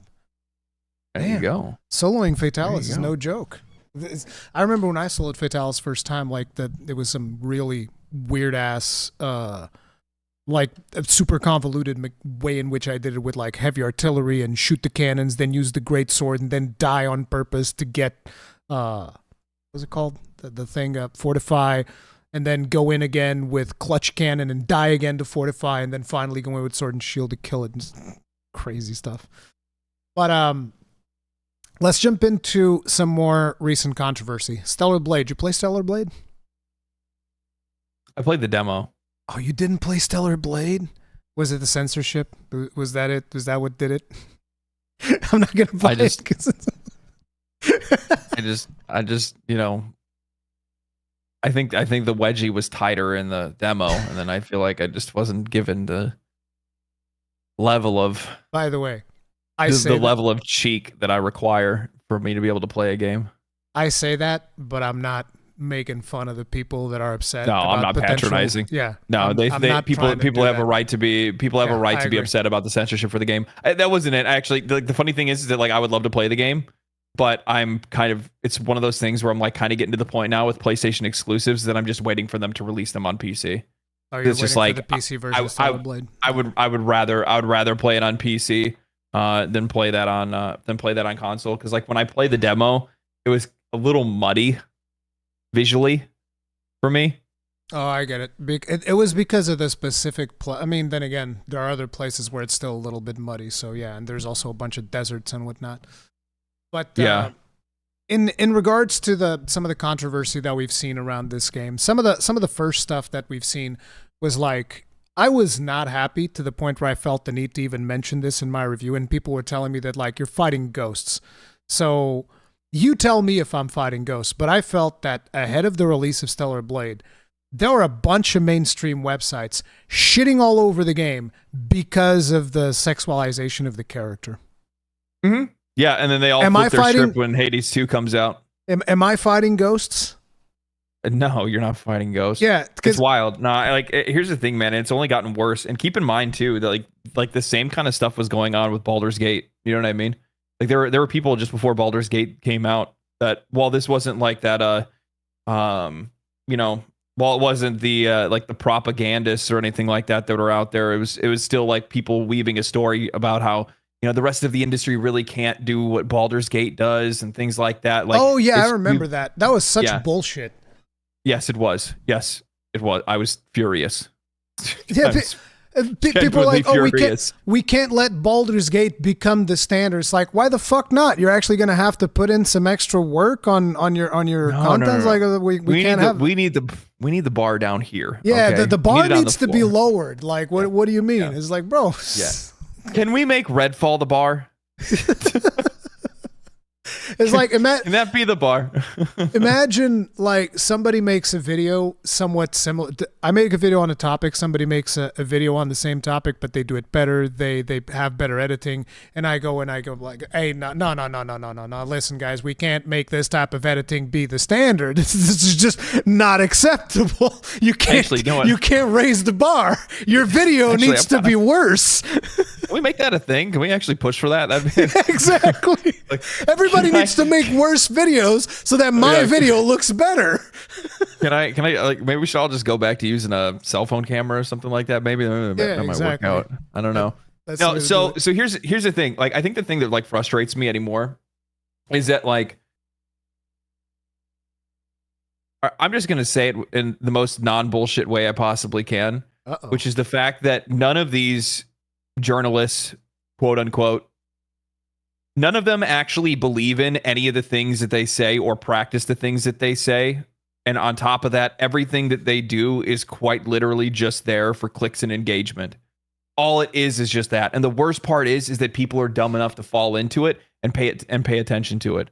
And even more so, because people are dumb enough to fall into it and pay attention to it, it then gives that engagement, sets it on fire, and then makes these companies pay attention to it and go, well, there's a lot of people looking at this. There's a lot of people reading this. There's a lot of people that are, unbeknownst to the company, just virtue signaling in the comment section, making it seem like these people are interested in their game, even though these people will never buy their game to begin with. Then you have companies making changes on behalf of people that will never buy their products anyway. Yeah. Here's the thing. I'm not gonna vicious cycle. I'm not gonna lump every single games journalist under that, because I do think that some of the people that are out there, not everybody, but some of the people out there, there's still some good game journalists out there. Oh no, I'm not saying it's all of them, but there are the usual suspects. Yeah, there are some that are definitely just trying to rage bait and whatnot, but it still bothers me that like you would purposefully try to tank a game because of like your political beliefs or something like that. And it's like, oh, I gotta go against this video game because like, oh, they're sexualizing this woman too much or whatever. But then at the same time, you have an article where you're talking about penis physics in Baldur's Gate 3, and you're just like, oh. Or that exact same author, only just a few months prior, posted an entire article about how much they loved the nudity mod for Leon and Resident Evil 4 Remake. Okay. It's like, yeah, it's a strange one. That's why I said I'm like 90%. One, I don't even know how these folks even have. I'm like frustrated. They're not even good writers. It is. I go and read their article and I'm like, this isn't even good. This isn't even good writing. Like, it's not even like. You're not weaving a story. You're not like none of it's good. It's just like it's so lowbrow. It's so just there for clicks and engagement and attention more than anything. It's all attention-seeking behavior. I don't know, man. To be honest with you, like I don't really talk about the stuff too much on my channel. I don't really bring it up in any of my videos for the most part. Like I'll tap on it every once in a while just to like point to it and be like, hey, this is a bad trend. But for the most part, I try not to give it any more attention than it deserves because it's it's just I don't know. To me, it's just not real. It does inflate it a lot, and maybe I should be doing the same thing and just like rubbing it under the carpet. But it just rubbed me the wrong way, because especially as I was playing the game, I was like, man, this game I really like Stellar Blade. Like no joke, I think it's one of the best releases we've had this year. It is absolutely phenomenal, and it just what? Have you not played Balatro? No, I actually have not played Balatro. I just spoke with I did a podcast yesterday that I haven't published yet with Tragic from Remnant 2, and he was also selling me on Balatro, telling me how awesome he was. He's super addicted Here's the funny thing is, you look around and you see what I've been doing lately is I'm like, what are the developers playing? they're all playing Balatro. Balatro. Whatever it is. Who knows how to pronounce it? Yeah. Even Local Thunk, the guy that made it, doesn't know how to pronounce it. He said he just like looked up the word and just used the word as the name of the game. I gotta get that game because you're the second one that's telling me about Balatro. But but I don't know where I was going with that one. But so getting back to the whole Stellar Blade thing, one of the things that also bothered me is how they eventually started using Hades 2 to kind of take pot shots at Stellar Blade. And it's like, I love Supergiant games. I think they're a phenomenal developer. Like Bastion, absolutely phenomenal. Transistor. And as a matter of fact, the first time that I got to go to E3, I was able to convince a camera crew, which at the time they were working for what was known as the Game Station, then later became Polaris. I was able to convince them to do an interview for Transistor because they weren't planning on it. I was like, no, we need to do this because Transistor's going to be amazing. Trust me, this is going to be awesome. And I was able to interview Greg Kasavin, who is like the head honcho of Supergiant Games. And so it's like I got a bit of a vibe on who Greg Kasavin is as a person, right? And as I see some of these articles being written about Hades 2 while at the same time taking pot shots at Stellar Blade, I was like, this is the last thing that Greg Kasavin would want you people to write about. This is so fucking stupid and stoking the flames of war for this stupid culture war nonsense that you people have in your heads that you feel the need to fight for some fucked up reason where you're basically pitching two fan bases up against each other because you know that then the backlash is going to be some of the people that like Stellar Blade are going to come back and they're going to hit back at Hades 2. And it's like, and at the same time, King Yung Tai is probably also not interested in like, oh, we don't want fans of our game to go attack this other game. This is stupid. No. Why?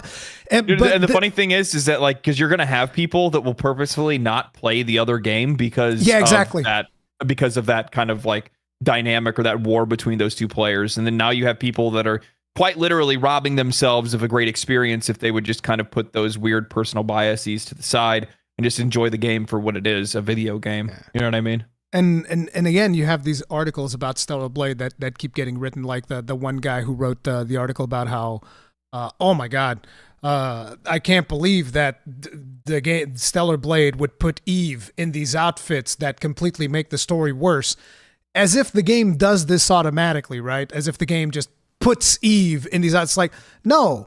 The game never puts Eve in any outfit except the very first outfit that you get. That's the only time the game tells you, here's your outfit. That's it. And it's a perfectly normal outfit, the green outfit that she starts with. Yeah. The game never forces you to use another outfit. You have to make the conscious decision to craft the outfit and then wear it. And on top of it, there's just as many less revealing outfits as there are more revealing outfits, and this person still felt the need to like, oh, it ruined the story for me. And it's like, you did that to yourself, you idiot. And you're like, sir, why do you have 150 screenshots of it?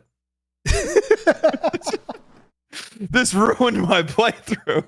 I can't. You keep hearing the camera go off. This is ruining it for me. But yeah, just yesterday I was reading an article on Hades 2 because they were talking about the sauna thing that you unlock, because I hadn't unlocked the sauna yet, and I was like, oh, what's this sauna thing? So I'm reading this article, and the person's talking about how, oh, you form meaningful relationships and blah blah blah, like this big article, and then at the very end,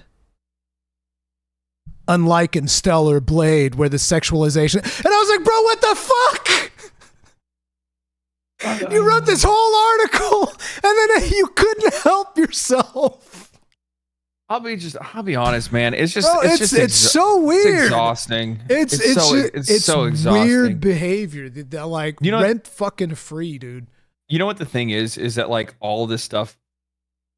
All right, from my perspective, all of this stuff really just comes down to people wanting attention. It's just attention-seeking behavior. Because what ends up happening is that somebody has a hot take, and then they have that hot take and posted on Twitter, and then that gets picked up by, you know, like rage bait farmers. I'm trying to think.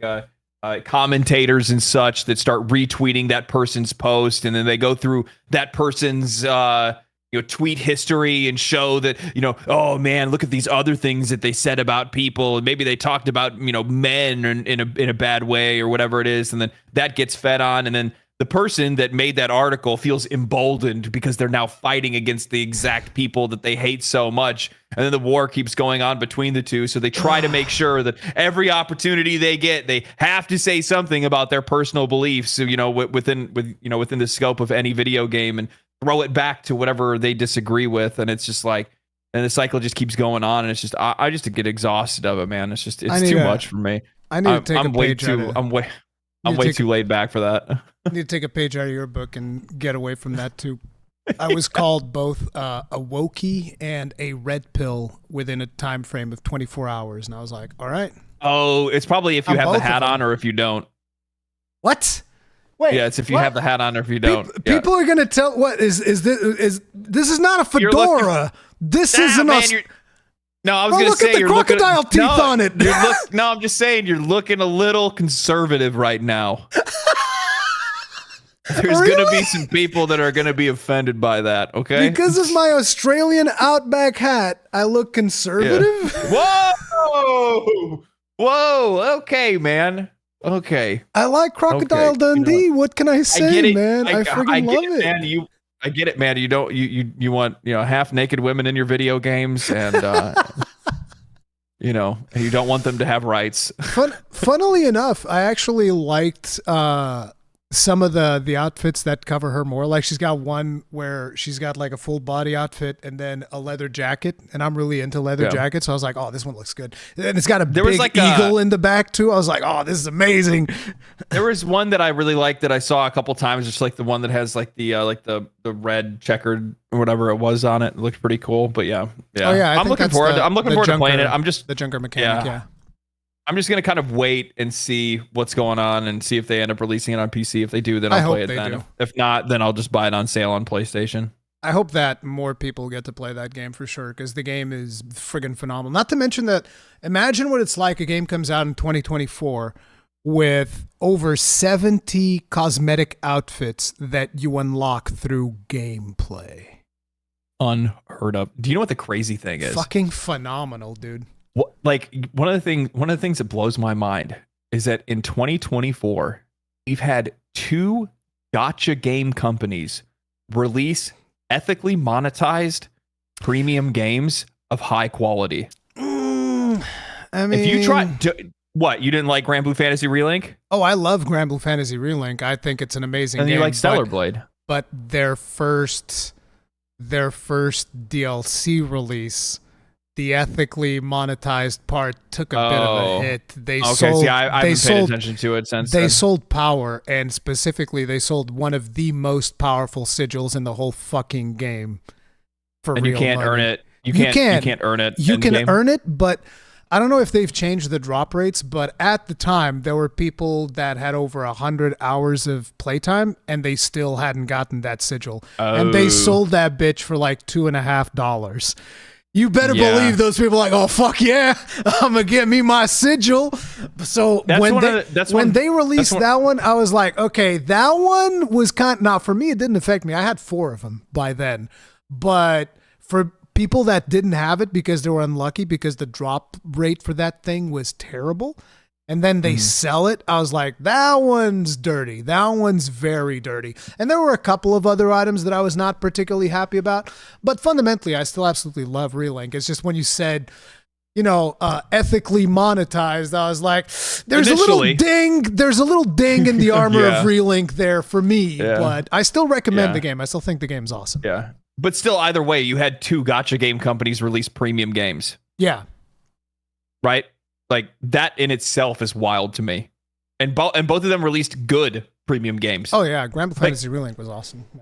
Yeah. And Stellar Blade is too, because Stellar Blade's made by the people that made Nikkei, right? Yeah. Goddess of War Nikkei. Yeah. So, like, it's crazy to see companies like that grow outside of what they normally do rather than just create another gacha game. It's probably smart of them to do as well, because the funny thing is that I don't know if you ever noticed this, but with a lot of those gacha companies, they'll just release another gacha that ends up killing their other gacha. It's like, what? I mean, seems like I'm a sure bad thing that to do. I'm sure that Hoyoverse is probably going to be going through that. Didn't they release like 3 or 4 gachas or some of the bullshit? Don't they have I personally, I think they're Honkai going to end up Star having. Rail and I think they're going to have a problem Genshin? because like, Yeah. well, because they have Zenless Zone Zero And that's about to Zenless come Zone out. Zero, yeah. There's And going to be Z- 3 and from- gachas. From my perspective, ZZZ and Genshin Impact are direct competitors because they're offering very similar gameplay styles. So it's like, man, I don't know. You're going to see some people that are going to jump ship, and while you might still be able to keep some of them, I don't know. Oh, 4, that's right. They have Honkai Impact 3rd. Forgot about that as well. Oh yeah, Honkai Impact 3rd, which was already around before Genshin Impact. All of them. Yeah. So, yeah, but anyway, I mean, for the thing we were talking about before with like, people bringing like social politics and stuff like that into games and like a lot of the reviewers and stuff, for the most part, I try to stay away from that stuff. Like the one thing that I've tried to like really drive home lately, and I talk about it in just about damn near every single video that I have anymore, is that like the one thing that upsets me is that all of the conversations are always around that stuff, and that's been taking the forefront of conversation. Yeah. And lately there haven't been enough people just talking about how expensive games are today. Like, yes. I think so. From my perspective, I think one of the biggest issues that's facing the industry today is the fact that most of these studios and most of these publishers are pricing games out of the reach of customers. I mean, yeah, 70 bones is very expensive, especially with the economy the way that it is right now. People can barely afford groceries, let alone like AAA games, which is where AA games have been coming in and, cutting them ahead. But before we get into that, because we're gonna jump into Helldivers 2, I need to go to the bathroom. I need to take a quick bio break. Maybe you should take one too. I don't know if you're Yeah, we can do that. We can take a $5. We can take a $5. Take a $5. We'll be right back, guys. Don't go anywhere. All right. Yeah.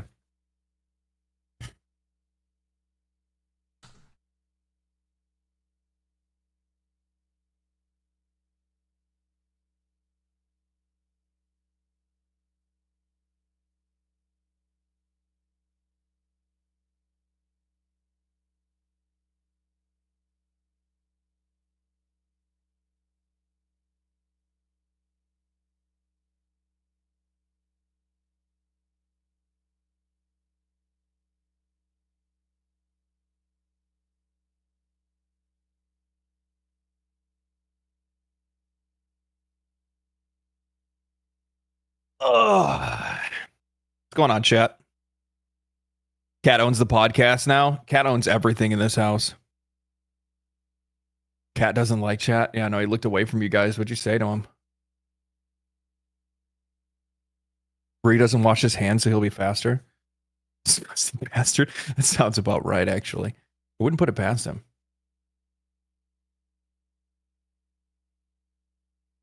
$130 if you want the new Star Wars game, $15 a month or a Ubisoft sub. Yeah, that's the thing, man. It's out of control. It genuinely is out of control, especially once you start adding in like lack of localized pricing and things like that. Are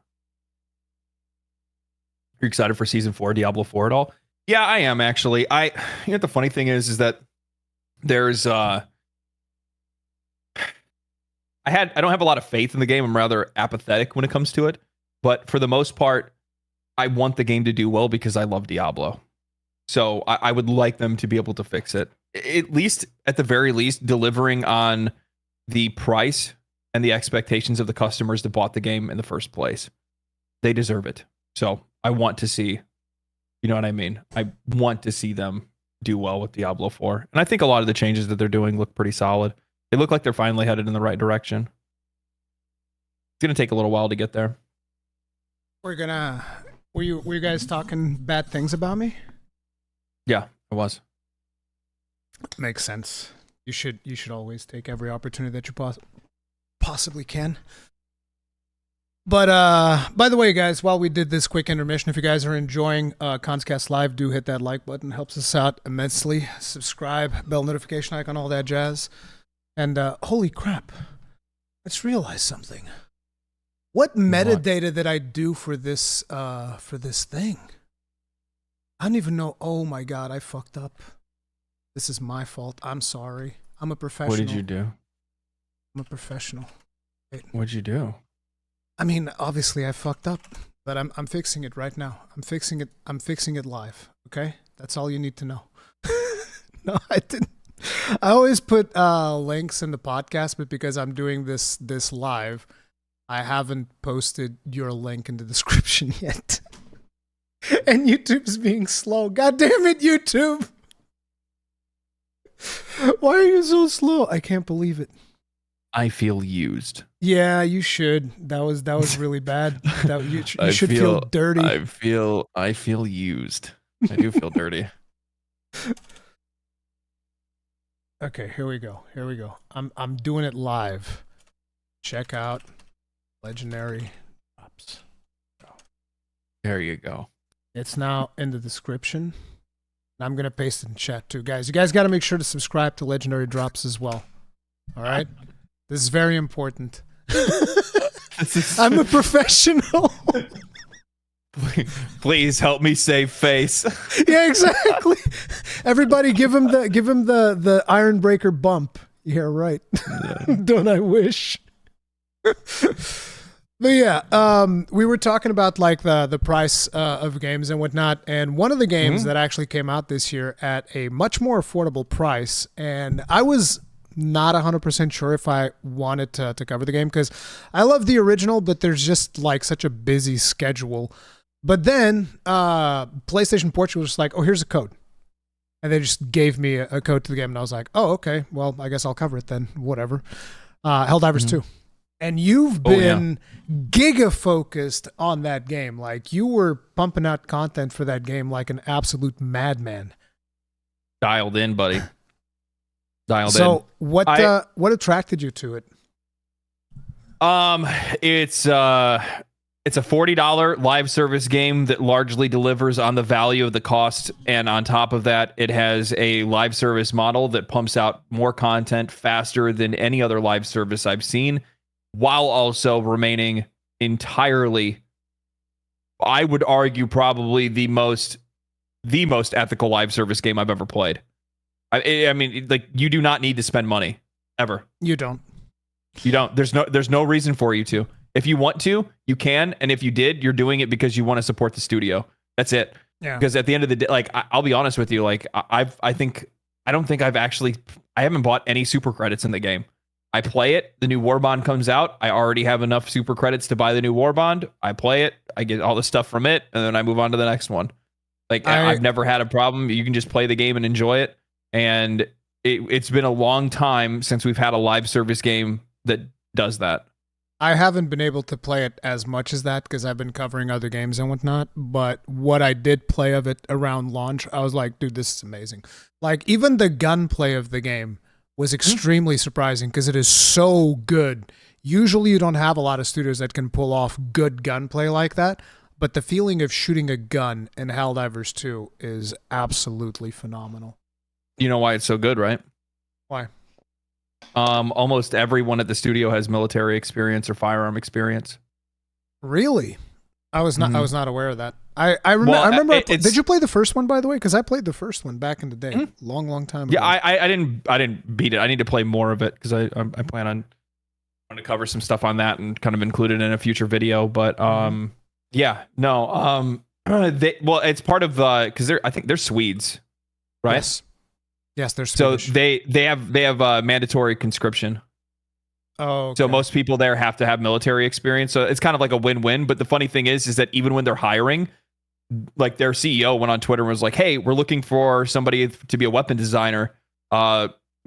Preferably you have military experience or firearm experience." So, like, they hire based on that to begin with, which is super smart. You want people to know how weapons function because that's one of the reasons why everything in the game controls so well in the first place, because weapons fire realistically. You have to use weapons in a realistic manner. If you kneel, you're more accurate. If you have somebody to help support you, you reload faster. Like, all these different things, all these different factors, crew loading, all that stuff, all that plays into it. And it plays into it because of the training that these guys went through. And then they just applied that to a third-person shooter. Yeah. So I'm going to ask a controversial question. Is Helldivers 2 pay to win? No. Yes. How? That's the thing. I'm not saying it's a bad thing, mind you, because I don't think that just because a game is pay to win, I don't think it's automatically bad. But the position that I have is that whenever you can buy a little bit of power, Okay. it's pay to win. And it's like, technically speaking, you could buy armor, at least at the beginning. I don't know what it's like now. You could just buy armor with super credits. You could buy super credits and buy armor. And you can get that armor in game. Don't get me wrong. You can get that armor in game. But I can get it faster. Like, say, two people start at the exact same time. I pull out the credit card. I'm just like, my armor already has like these stats and whatnot, and you have to go grind it. Well, so you're talking like, because the only place you could potentially buy armor early is if you bought it from that the store, superstore, whatever it's called. The superstore, which only ever has 4 items available at one time. Yeah. You know what I mean? So it's so like there's that too. It's not like they have like the it's whole very library minor. of all the stuff. I agree. Yeah. It's and very then plus minor. on top of that, the thing is that like it's you know, it's Helldivers. So I mean, do you really think the armor is going to make that big of a difference? It's not. It's not. It's not. It's like that's the thing. Like if it was an actual power, and then the other thing is too is that I also usually when I go for like pay to win, is like, am I winning? And what am I winning against? Am I winning against other people? Well, no, because you don't really have that in Helldivers 2. You know what I mean? But you're winning time. You're saving grind time. You know what I mean? I guess it's one of those things. I'm not saying that it's like something that I'd be like, oh, this is a deal breaker. No, not at all. But to me, it's like I look at a lot of things like this, which is why to me, oh, they sold that sigil in Grand Blue Fantasy. That's pay to win. Like very little things to me instantly become pay to win. Like that's it. Because it doesn't matter if you win 0.00001% of an advantage, pay to win. Like, because that makes things way simpler whenever people are in discussion, because I tend to get into discussions where people start saying, well, if you can buy up to this item level, that's not pay to win. But if you can reach this other item level, then that's... And I was like, no. So I guess it kind of depends on the situation. So if I look at a game like, just as an example, right? If I look at a game like there's varying degrees of it, right? Yeah, of course. So if you look at a game like Diablo Immortal, where you can, or Gacha games, you know what I mean, where it's like there is a direct correlation between how much money you spend and how much enjoyment you can get and how much power you have. Yeah, where that's at the same egregiously pay to win. Yes, that's like egregious. Pay to win. Exactly. Yeah. But then if I look at, like, as an example, a game like I've been playing a lot of Warframe lately, or Helldivers 2. That they're more on the side of, instead of pay to win, pay to not play. Yeah, but again, you're winning time. That's the thing. When you get to my age, you start looking at time differently. Yeah, but no. I mean, what are you going to do with that time? Is my question. Play the game. And the thing, you know is, what I mean? Like it doesn't matter. Yeah. You know I see where you're coming from. That's kind of my thing. Yeah. So it's like it depends. There's varying levels of degree on it, and on top of that, like, I'm very critical when it comes to in-game monetization. If you watch more than 2 of my videos, you'll find out that pretty quickly. I got some pushback for some of my takes on Warframe, because I told people straight out of the gate that Warframe is one of the most predatory monetized games for new players. Oh yeah. However, once you've played the game for 60 plus hours, 100 hours, it becomes one of the most ethically monetized games, because you never actually have to buy anything. You quite literally can just farm stuff and sell stuff and take that platinum to go buy other things and whatnot. Like, you could never spend a dime on the game if you didn't want to. And here's an interesting thing. I've always said that Warframe is pay to win. And at the same time, when Warframe came out, when it was free to play, I bought the €50 package, and I don't think I've ever spent that platinum. I was just like, hey, here's €50. This game's fucking amazing. I love it. Oh, dude. Jesus. So I was like, here's €50. Fucking keep it. I don't care. And I have like a bunch of platinum sitting on my account that I've never used. Yeah, I just got to the second dream, and I've been like playing around that right now. And I don't know, like, it's such a hard game to figure out what my opinion is, because it's so damn good. It's so smooth. It plays so well. The like moment to moment gameplay is an absolute blast. Now I'm getting into the story, and the story is like what? This is like a $70 AAA game all of a sudden, and I haven't paid a dime. Yeah. You know what I mean? Like, it's just it's wild. It really is. Also, Eloise D, thank you very much for becoming Wrestling Incandescent. Tip of the hat. Appreciate the support. But one of the things about Warframe that kind of bothered me when I was playing it was I just want to play with my one Warframe, and the meta way of playing it is like, no, you got to level up other Warframes to get your mastery faster. And I was like, I don't want to. I want to level up this one. I just want to play this one. It's like, well, you capped it out. Okay, let me continue to. And at a certain point, I had to play other Warframes, and I was like, I don't like playing this other one. I don't like it. And then I would swap it around. I don't like this one either. I was like, no, I want to play Rhino, and I don't want to play anything else. I just want to play my Rhino. That was it. And it was very frustrating to, have to actually swap around, but whatever. Mm-hmm. Back to the Helldivers 2 thing, though. We had the situation with the Helldivers 2 drama recently, which was it was definitely interesting and in ways inspiring what happened, but it has also not been completely solved, right? Oh, the restriction, Yeah. restriction still hasn't been pulled, huh? Yeah. But for people that aren't aware, so Helldivers went through this situation where supposedly you had to register for a PSN account at the very beginning. And it's like, this doesn't affect me at all, because when I saw the PSN account thing, I was like, okay, here's my PSN account. I don't care. I have everything linked already, so doesn't matter. Everybody can have my data for free. I'm a public person anyway, so my data is already out there, probably in 1,000 different websites through cookies and God knows what else. So whatever. But so to me, I just did the thing instantly, and it was a no-brainer. I thought that everybody had to do that at the beginning, but it turns out that you could skip it.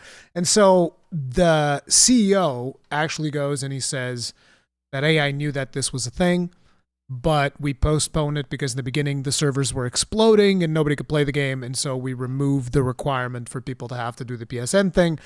Game explodes, everybody's buying the game. 2 months down the line, Sony comes in, it's like, okay, boys, it's time to go ahead and sign up for PSN. What was your first reaction when you first heard that? Okay, so I actually just put out a video on this week. This is super funny because, the guy that's been covering and has been really well known for covering Helldivers 2 was on vacation during Helldivers 2's biggest controversy. I had a wedding, my cousin's wedding, that I had to go to, and I was just like, dude, what is going on right now? Why can't I farm this? Like, this is so. I'm like, man, that sucks. But so here's the deal. So when it first launched, it was even in the wording of the end user license agreement that it was optional. It was an optional PlayStation login. It wasn't mandatory or anything like that. In fact, when I first started playing the game, it did pop up and you just skipped it. You didn't have to sign up. So you just moved on. Here's a little bit more context to that. If you go to the store page on Steam, it tells you that you have to do it. But there's this page that you can go to on the PlayStation side of things, which is like direct.playstation, where you could also buy PlayStation 5s when they were being like scalped and stuff like that. They were selling PlayStation 5s to that website. And so that website also sells software, and they would sell Steam codes there as well. And in the PlayStation page, it also says that it's optional. It doesn't says that it's mandatory at all, which is interesting because we saw a lot of people in the beginning saying, you have to do it. You have to, it's mandatory. They said that it was mandatory from day one. They said it was mandatory. No, and I was like, no, that's not exactly like that. It says so on Steam, on the official store page on Steam, it says that it's mandatory, but on the PlayStation page, it says it's optional. Yeah. So, and here's the thing, and I also saw that at the very beginning too. I saw it on the store page before I even bought the game. And here's the thing: initially, when I was buying the game and thought that there was even if there was a required PlayStation login, I have a PlayStation account. It doesn't really bother me. You know what I mean? But at the exact same time, the thing is that's not what the problem was. What the problem was is that they had switched the script, and after the game has reached massive success, coming in and saying, now you need to make a required account to play a game that you've already purchased and played for months now.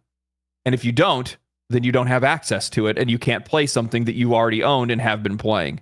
That's what the problem is. And obviously attached to that is the added caveat that also blocks 177 countries, hundreds of thousands of players from being able to play the game. It's the most boneheaded, just I don't like how does Sony have the biggest PR disaster with one of their most successful games of all time? Yeah, I think it's like number 6 or 7 is one of Sony's in-house most successful games of all time. Let that sink in, that they've had a lot of great games, and this is one of their most successful titles of all time. It's probably their most successful title on PC.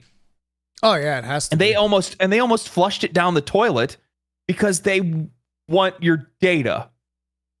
I don't know if it's so much they want your data. I think it's more they want you in the ecosystem. They want you in the ecosystem, yeah, so that they can potentially in the future, like maybe convince you to buy other PlayStation games or PC, or maybe even eventually buy a PlayStation 5 or whatever. That I feel that is probably why. Not to mention that they can also bump up their MAUs, which if you've been around Blizzard long enough, you've heard that term thrown around like a million different ways, which is monthly active users, where they can say, oh, look at all these people that are in our ecosystem. It looks very good for investor meetings and stuff like that, and, you know, so on and so forth. Big numbers go up. So if they can say, oh, look at how many millions of players we have in the PlayStation ecosystem now, even though a lot of those would just be like, you know, an account that was created so that they could play Helldivers 2 on PC. That doesn't matter. It's still one more person on the PlayStation thing. You know what the thing is I brought this up in the video that I posted this week. I posted it on like Tuesday or something like that. Like, one of the things that people are really overlooking in this discussion with Helldivers 2 and Sony wanting to be able to put, you know, the account login and stuff like that in there, is that everybody forgets for some odd reason that at the very beginning of this year, back in January, they had a major stock drop, and it's still going on right now. Initially, at the just before January, back in December, Sony was at like 90, almost, I want to say like between 90, 95 and $99 a share. Yesterday it was down to $81 a share. Within 1 week, in the first week of January, they wiped $10 billion off of the books in 1 week. So like, Sony's been on a bad trend to start 2024. So they need something to be able to boost whatever investor sentiment they possibly can to try to build things back up, because you have both Phil Spencer and PlayStation coming out saying how they're projecting, you know, much smaller crowds this year, less console sales, less people buying games, all of this different stuff. And the funny thing is, I think their projections are correct, but I think their projections are correct in their direction. People aren't buying their stuff. People are buying stuff. It's just not theirs. Yeah, I think one of the biggest problems that we've had, and this is going to come up when we talk about the Microsoft situation as well, one of the biggest problems that we have around gaming has definitely been the pandemic, because the fucking greedy executives, for all of their money that they ain't got no brains. They have all the money in the world, but they ain't got no brains. So they were like, hey, look at this. A bunch of people are now stuck in their homes. They can't go out. It's a pandemic. So everybody's like, hey, what the hell am I going to do with myself? Well, I'm going to turn to online entertainment. I'm not going to sit and watch paint dry in my house. So I'm going to turn to online entertainment. Some people they watched Netflix. A lot more people when they started playing video games and getting into video games. This means people buying PlayStations, people buying Xbox, because they're more casual gamers. So they're not really maybe getting invested on the PC ecosystem. But there was also people jumping into the PC side of things, right? So there's people jumping in all over the place in the gaming, and boom, line goes up. Line goes up, up, up, and investors are like, bro, look at all these profits. This is the new standard now. This is the expected growth moving forward. And not a single one of them stopped to think, wait, is this actually a trend, or is this just a result of these outstanding situations where people are stuck in their homes and everybody's consuming more online entertainment? Like, could this maybe be the case? No. This is the new standard. Line keeps going up. So now they're all complaining about how, gaming isn't growing anymore. Well, no shit. We had a massive boom. You're lucky it hasn't started declining from the pandemic. Yeah. If we're able to maintain what we got from the pandemic, you should see that as a massive fucking win, because you got massive profits. The problem is that they gauged their growth off of the days of COVID, which is just exactly. It's so stupid. You know, the funny thing is that I saw somebody post, they're like, man, they need to get rid of these guys. And they're like pointing at like the CEO, they're pointing at like Phil Spencer and stuff like that, you know, and I'm like, it really wouldn't matter who they swapped out because the end goal is still going to be the same, which is increased profits for investors. Simple as that. That's all it is. It's all about the money, baby. And the problem is that like, they've based their future growth off of the numbers they saw during COVID, and for the most part, those numbers didn't drop. You saw like Twitch had a massive boom. I saw that like Twitch had a massive boom. Streaming in general had a massive boom for viewership during COVID, and it stayed. Most of the people stuck around. They enjoyed watching the stuff, and they kept watching it, even though they're not at home. Sometimes now they're listening to it on their phones or they're whatever they're doing, and that's great. But you can't still keep expecting it to continue to grow from there. And if it is going to grow, it's going to grow at a much smaller rate.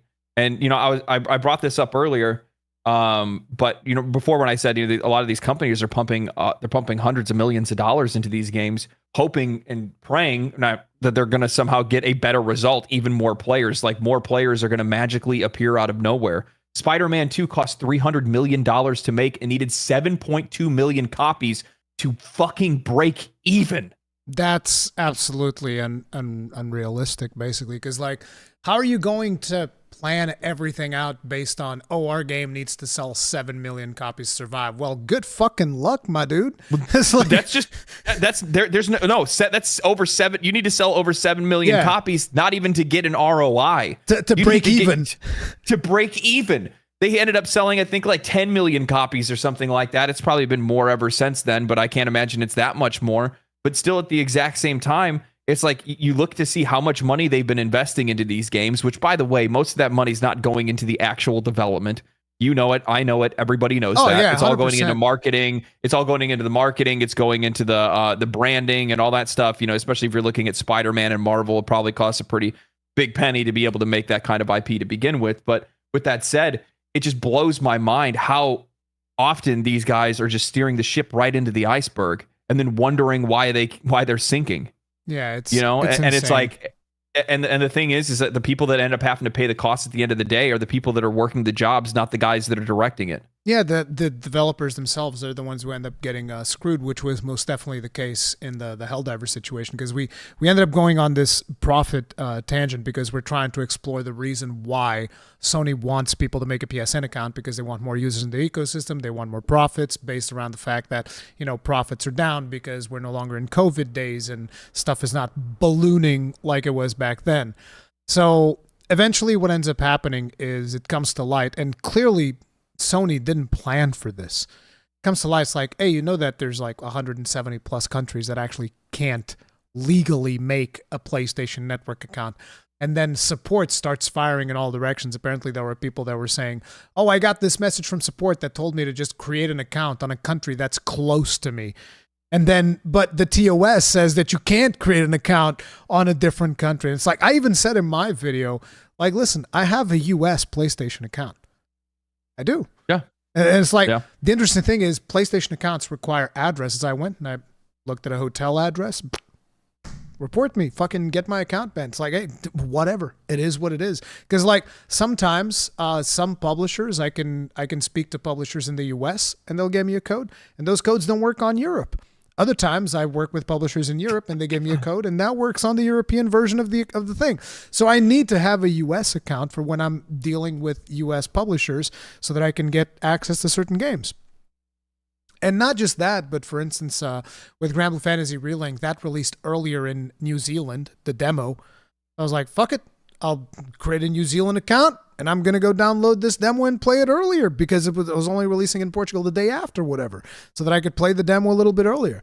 So, you know, obviously that goes against terms of service and all of that stuff. So it's, you know, for some people they're not comfortable breaking terms of service or whatever. Yeah. And, you know, that whole situation, what does Sony do? They're like, well, okay, in that case, we're not selling the game on these 170 something countries anymore. Now, I'm still not 100% clear on who delisted the game, because there's people saying that was Sony that delisted the game, and there's people saying it was Steam that delisted the game because it was also a problem for them because they were selling the game on these 170 countries that, we'll probably never know. But Probably, if I had to take a wild guess, I would probably say that it was Steam, because I would see them not wanting to get involved in a potential legal suit, because if because the court if a court case did end up having like a class action or something like that, it would fall in Steam's court as well, because Steam had it on their page that it was PlayStation account required, which means it would also be on Steam would also know that game shouldn't be sold in XYZ countries that can't have a PlayStation account. You know what I mean? So, but the worst part is, like, I think the one thing that probably angered me about that whole entire situation the most was the fact that, like, Sony stayed silent the entire time and just let Arrowhead Studios fry. Let them tank all of the hate, all of the vitriol, all of these players upset about the change and everything like that. And while they definitely had their hand in it, for sure, they didn't have full control of that situation. That is a publisher situation. That is a Sony situation. While they are the ones that are there that are supposed to implement it and they know of its existence, at the end of the day, that is a Sony decision for it to be there, for it to come back, and for it to be forced on players rather than be an option. And they let them fry. 4 days straight, they let them cook. And then they get to swoop in and look like the hero. We heard you, Helldivers players. All right, we're going to not do it because you seem upset. It's just like, bro. Thank you for your feedback. Yeah, like I saw, there's imagine that scene from Fight Club where Edward Norton beats the crap out of Jared Leto, and he's just like all bloodied up and bruised and all messed up, right? And the moment where he says, "I just wanted to destroy something beautiful," or whatever it was, the line that he says, right? And like, imagine that, and then Jared Leto, once all of that stuff happens, he turns to Edward Norton and goes, "Thank you for your feedback." It's kind of like the same edge, like, "Thank you for your feedback. We appreciate it." You know, one of the other things I was going to tell you too is that, like, I saw, and this has been like a pretty popular conversation with like the community managers for Helldivers 2, and like how a lot of them are getting smoked out, right? So like, I know one of them just recently lost their job. Yeah, spits. Personally, I mean, probably hot take, maybe not a hot take, maybe a lukewarm at best, but I think that they probably need to just vault their entire community management team, because they're just not built to take on this level of success. I think that it's like we had. Go ahead. Okay, so I'll give you an explanation why I say this. Many of the people that they have that are on that team are people that they had for Helldivers 1 that ran like the Helldivers 1 Discord, much smaller community, much, something changes that people don't like. It's just a few thousand people of backlash, not millions. You know what I mean? And as a content creator, there is a massive difference in scope versus negative feedback that you get, when you're a smaller creator than versus when you're a bigger creator. 100%. And in a lot of cases, like I've seen a lot of people, they're like, "I can't believe these guys cracked under pressure. I can't believe they're talking back to the fans. I can't believe they're doing this and that." And I'm like, I can believe it. I can wholeheartedly believe it. Want to know why? Because it is very hard, the bigger that you get when you're making content, to not want to talk back to some of these people, because you're getting, sometimes thousands, tens of thousands of people saying something, and it frustrates you because you try to ignore that stuff. But after a while, once you hear that many voices, sometimes that stuff slips in, and you want to defend yourself and the things that you're passionate about, just like those guys want to probably defend the people they're working for, the game that they work for, whatever it is. And that doesn't excuse the things that they said. There was definitely a ton of things that they said that were way off base and completely inexcusable. But with that said, I just don't think that today's community managers are built for like what the industry is becoming. And I don't think that, did you ever see that article from Larian Studios where they talked about how marketing is dead? No, I haven't seen that yet, but I can see why they would say that. Publishing director came out and said that marketing's dead. He said the new way is basically it's communication more than anything else. It's communicating with the audience, telling them what you're making, who you're making it for, and what it is. Beyond that, the other thing is he didn't really talk about it that much, but they're talking about how like product placement isn't around anymore. And like, it's not about where you're trying to get it on store shelves. It's trying to find more creative ways to be able to get your game in front of the eyes of more people. So it's streamers, content creators, YouTubers, TikTok, Twitter, X, whatever you want to call it, all that different stuff. There's just a different way for you to be able to mobilize your game and get it in front of people.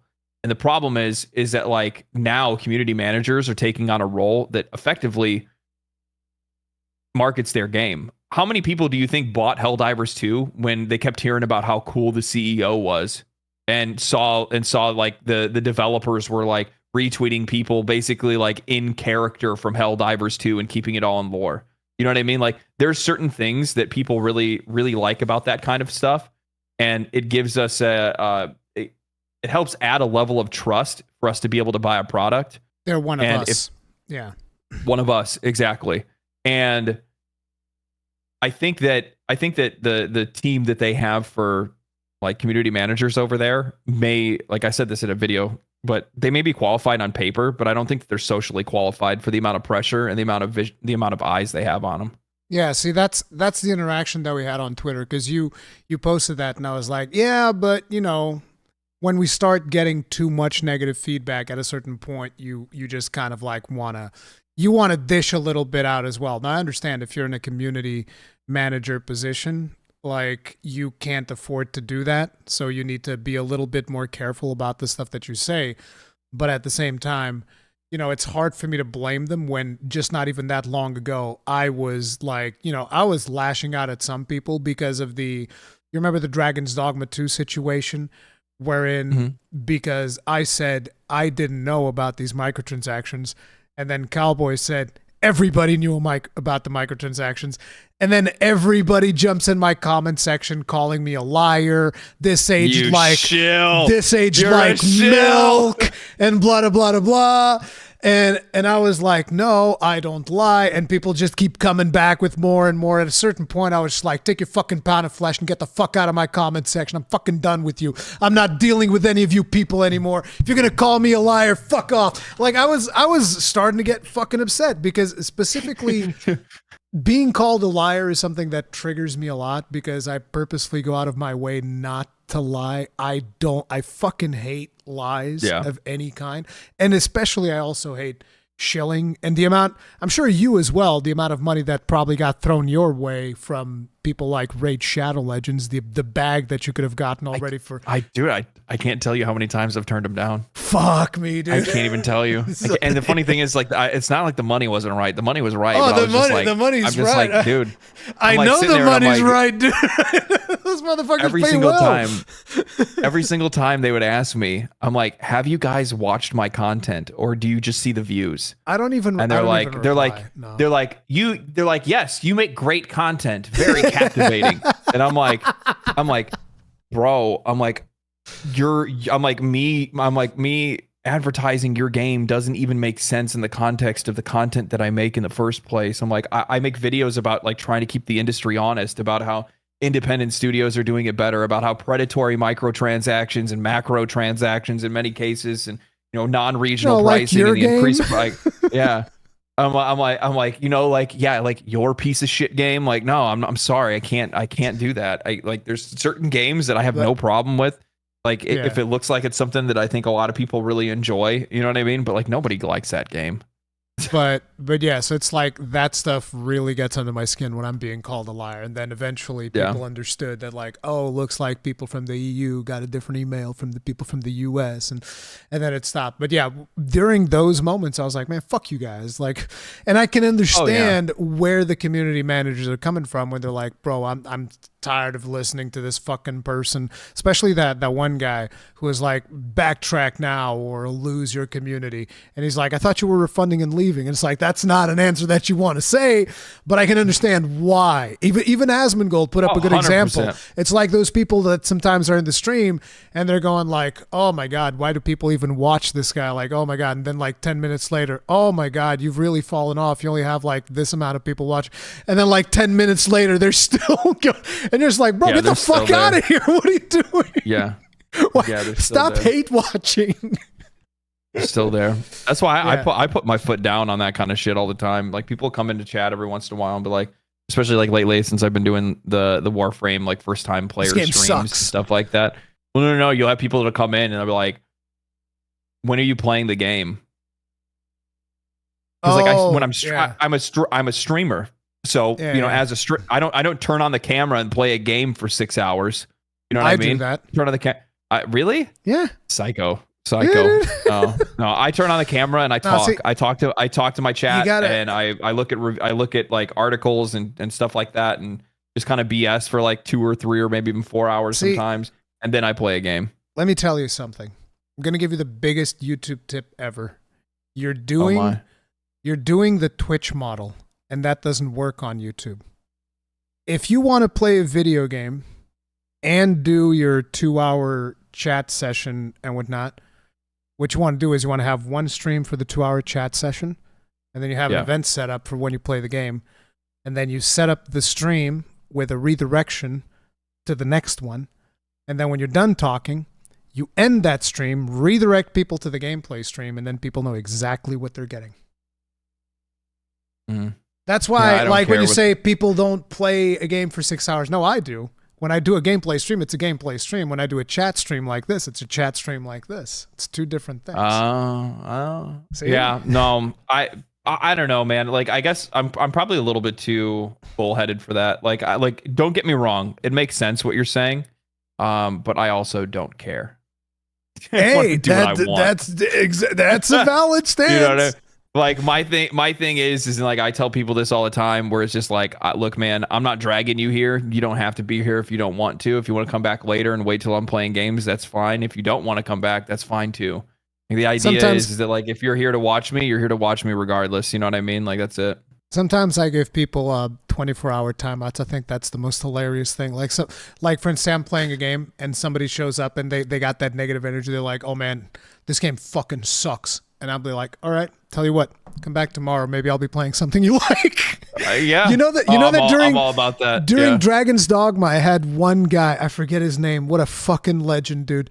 That guy did come back every day after the 24-hour ban. Like, I'm talking 5 days in a row he did this, but on the 5th day he was cracking because he was just like spamming. I was like, "Sorry, buddy, you're pushing. I wanted to do it again, but you're pushing it too far. See ya." And then I banned them. But it was hilarious that this dude came back fucking 5 times. Dude, I always find it like super funny when you ban somebody or like delete a message, or or maybe their comment gets filtered by like YouTube or something like that, and then they end up posting on a video and they'd be like, yeah, but he blocks my comments for some reason. And I'm like, then I go and I look at like their comment history, and like the last comment they left was like, how I should throw a toaster in a bathtub. And it's just like,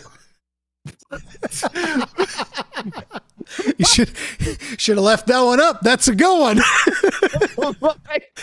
That's an all-timer right there. I don't know why this guy bans my comments for free speech. Oh my god. Anyways, back to the Helldivers 2 drama, right? So the CMs, they got themselves into some hot water with that, and apparently Spitz ends up losing his job. But the reason he lost his job is not, I don't think it was because he talked back to people. It was because after a while, Spitz actually turned around and he starts going like, "Oh, I didn't know about the blocked countries. That's actually really bad. You guys should go leave a negative review on Steam." No, and you know what the funny thing is and all PlayStation must have been like, "Wait a minute, what did you tell him to do?" Yeah, well, and here's the thing. I mean, that was already going on regardless of what he said.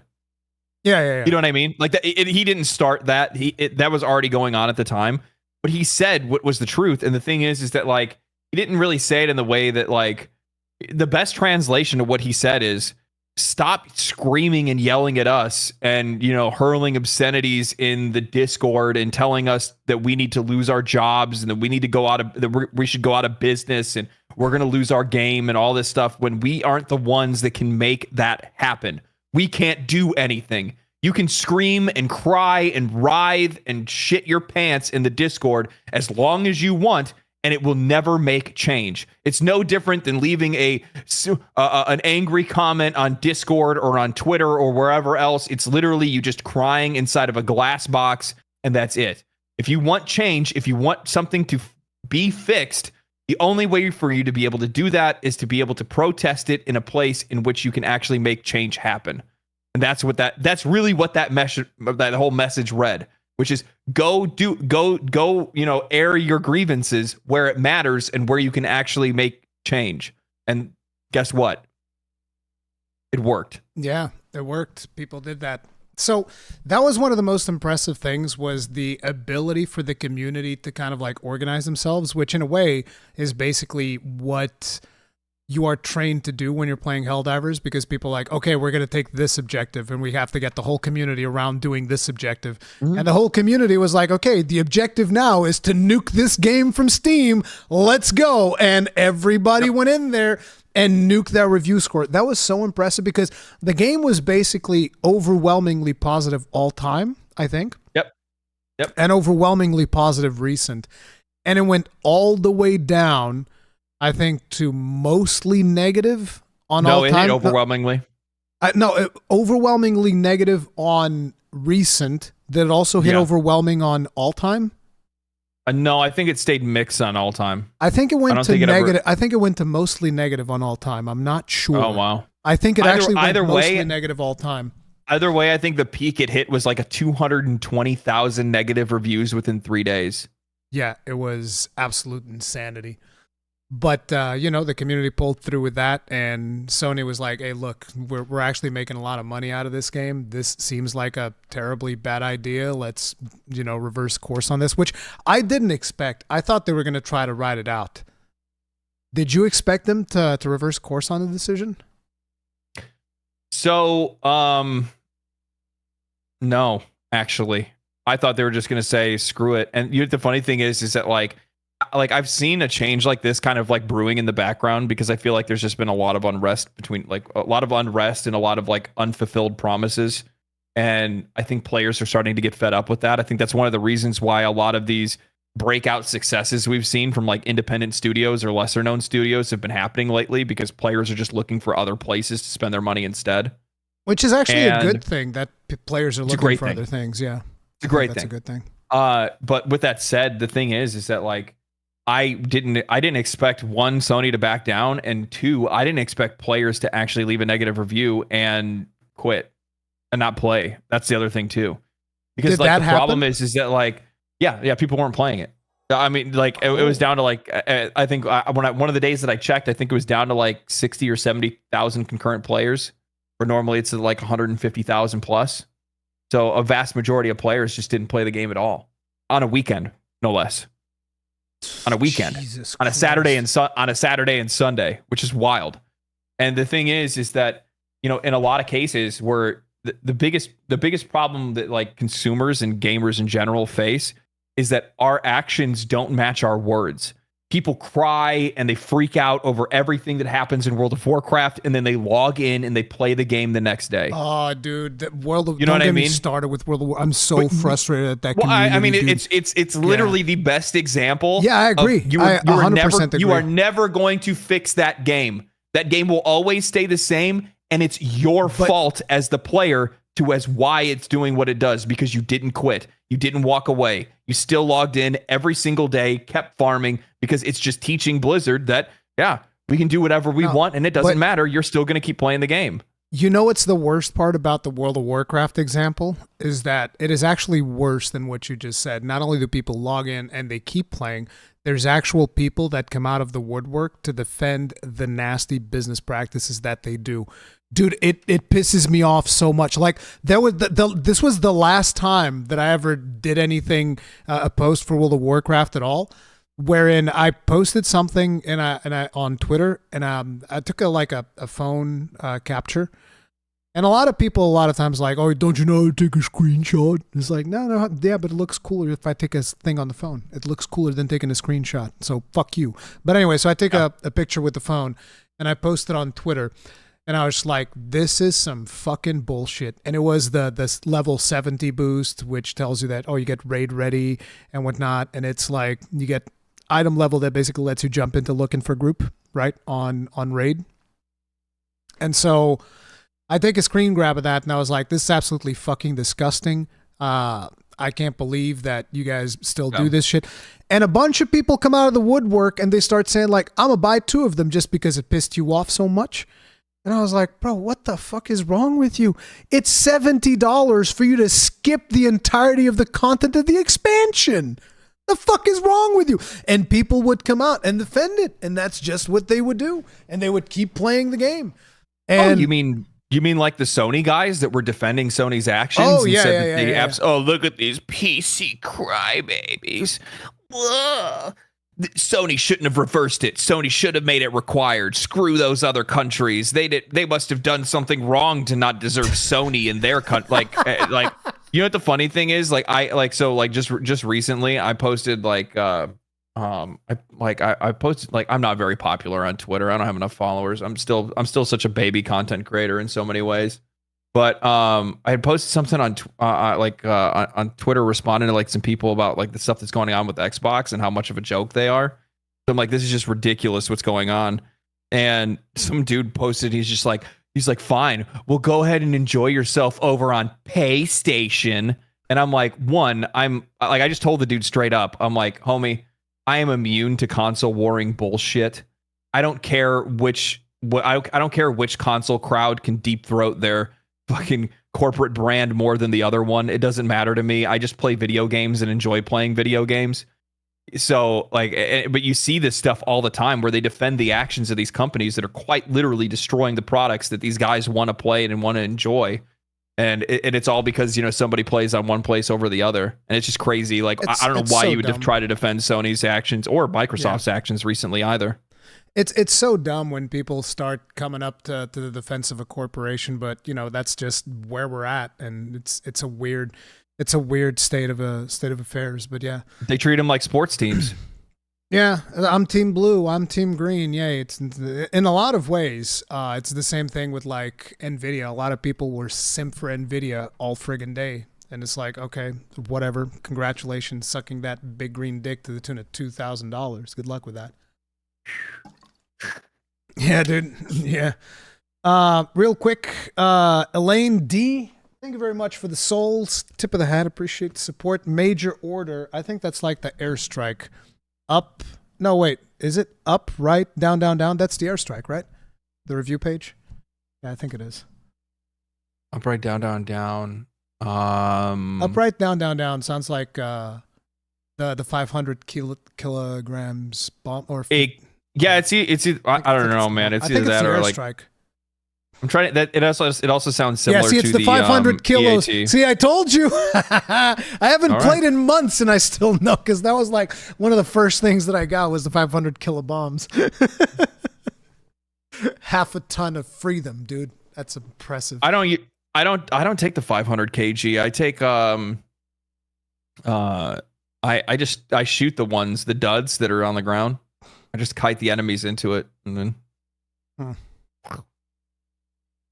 But yeah, that was the situation with Helldivers 2, and then eventually Sony did walk it back, and then people basically did reverse review bomb the score back to, I think it's now at mostly positive again, which is absolutely insane that people were actually able to do that. I was really concerned that they wouldn't, because that would be very gamer. You know what I mean? So like it'd be very I just wouldn't. I would see a lot of people super motivated to go do it the first time. You know what I mean? Yeah. Like to go leave the negative review. I couldn't see people being super motivated to go back and change it. You know what I mean? Like the fire was already spent. It's one of those things that I feel like we rally around negativity much faster than we rally around positivity. That is definitely the case. And most likely right now, you can probably even see that on YouTube, because if you look and see how many videos were made of outrage around the Helldivers 2 things, how many of those people then went back and told people, hey, you should not change your review. I was so happy to see that. Probably less than half of the people actually followed up on the thing to the point where it's like, hey, we should now change the reviews back to positive. Although there's still a few people that don't want to change it back to positive, because there's one situation that still hasn't been solved, which is relisting Helldivers 2 on the banned countries, which we still don't know if that's happening, when that's happening. The CEO said that, like, hey, we're working on it, but he actually didn't confirm anything. do the banned countries still have access to playing the game if they already purchased it? If they already purchased it, they can play now. At least that's what Okay, I've so been told at on least Twitter. I hope that's the case. If that's the case, Yeah, that's good. If not, somebody from the Philippines messaged me and they said, "Hey, I'm in the Philippines," which I'm assuming is one of the banned countries, and it was like, I can now play the game, but nobody in my country can buy the game if they're a new player. So that's the situation with that right now. Hopefully that gets fixed. And then obviously Spitz lost his job. He's no longer a community manager at Arrowhead Studios. So I'll be honest with you. Though it sucks that he lost his job. Like one good comment doesn't erase all the other things and how poorly that community management team handled that whole situation.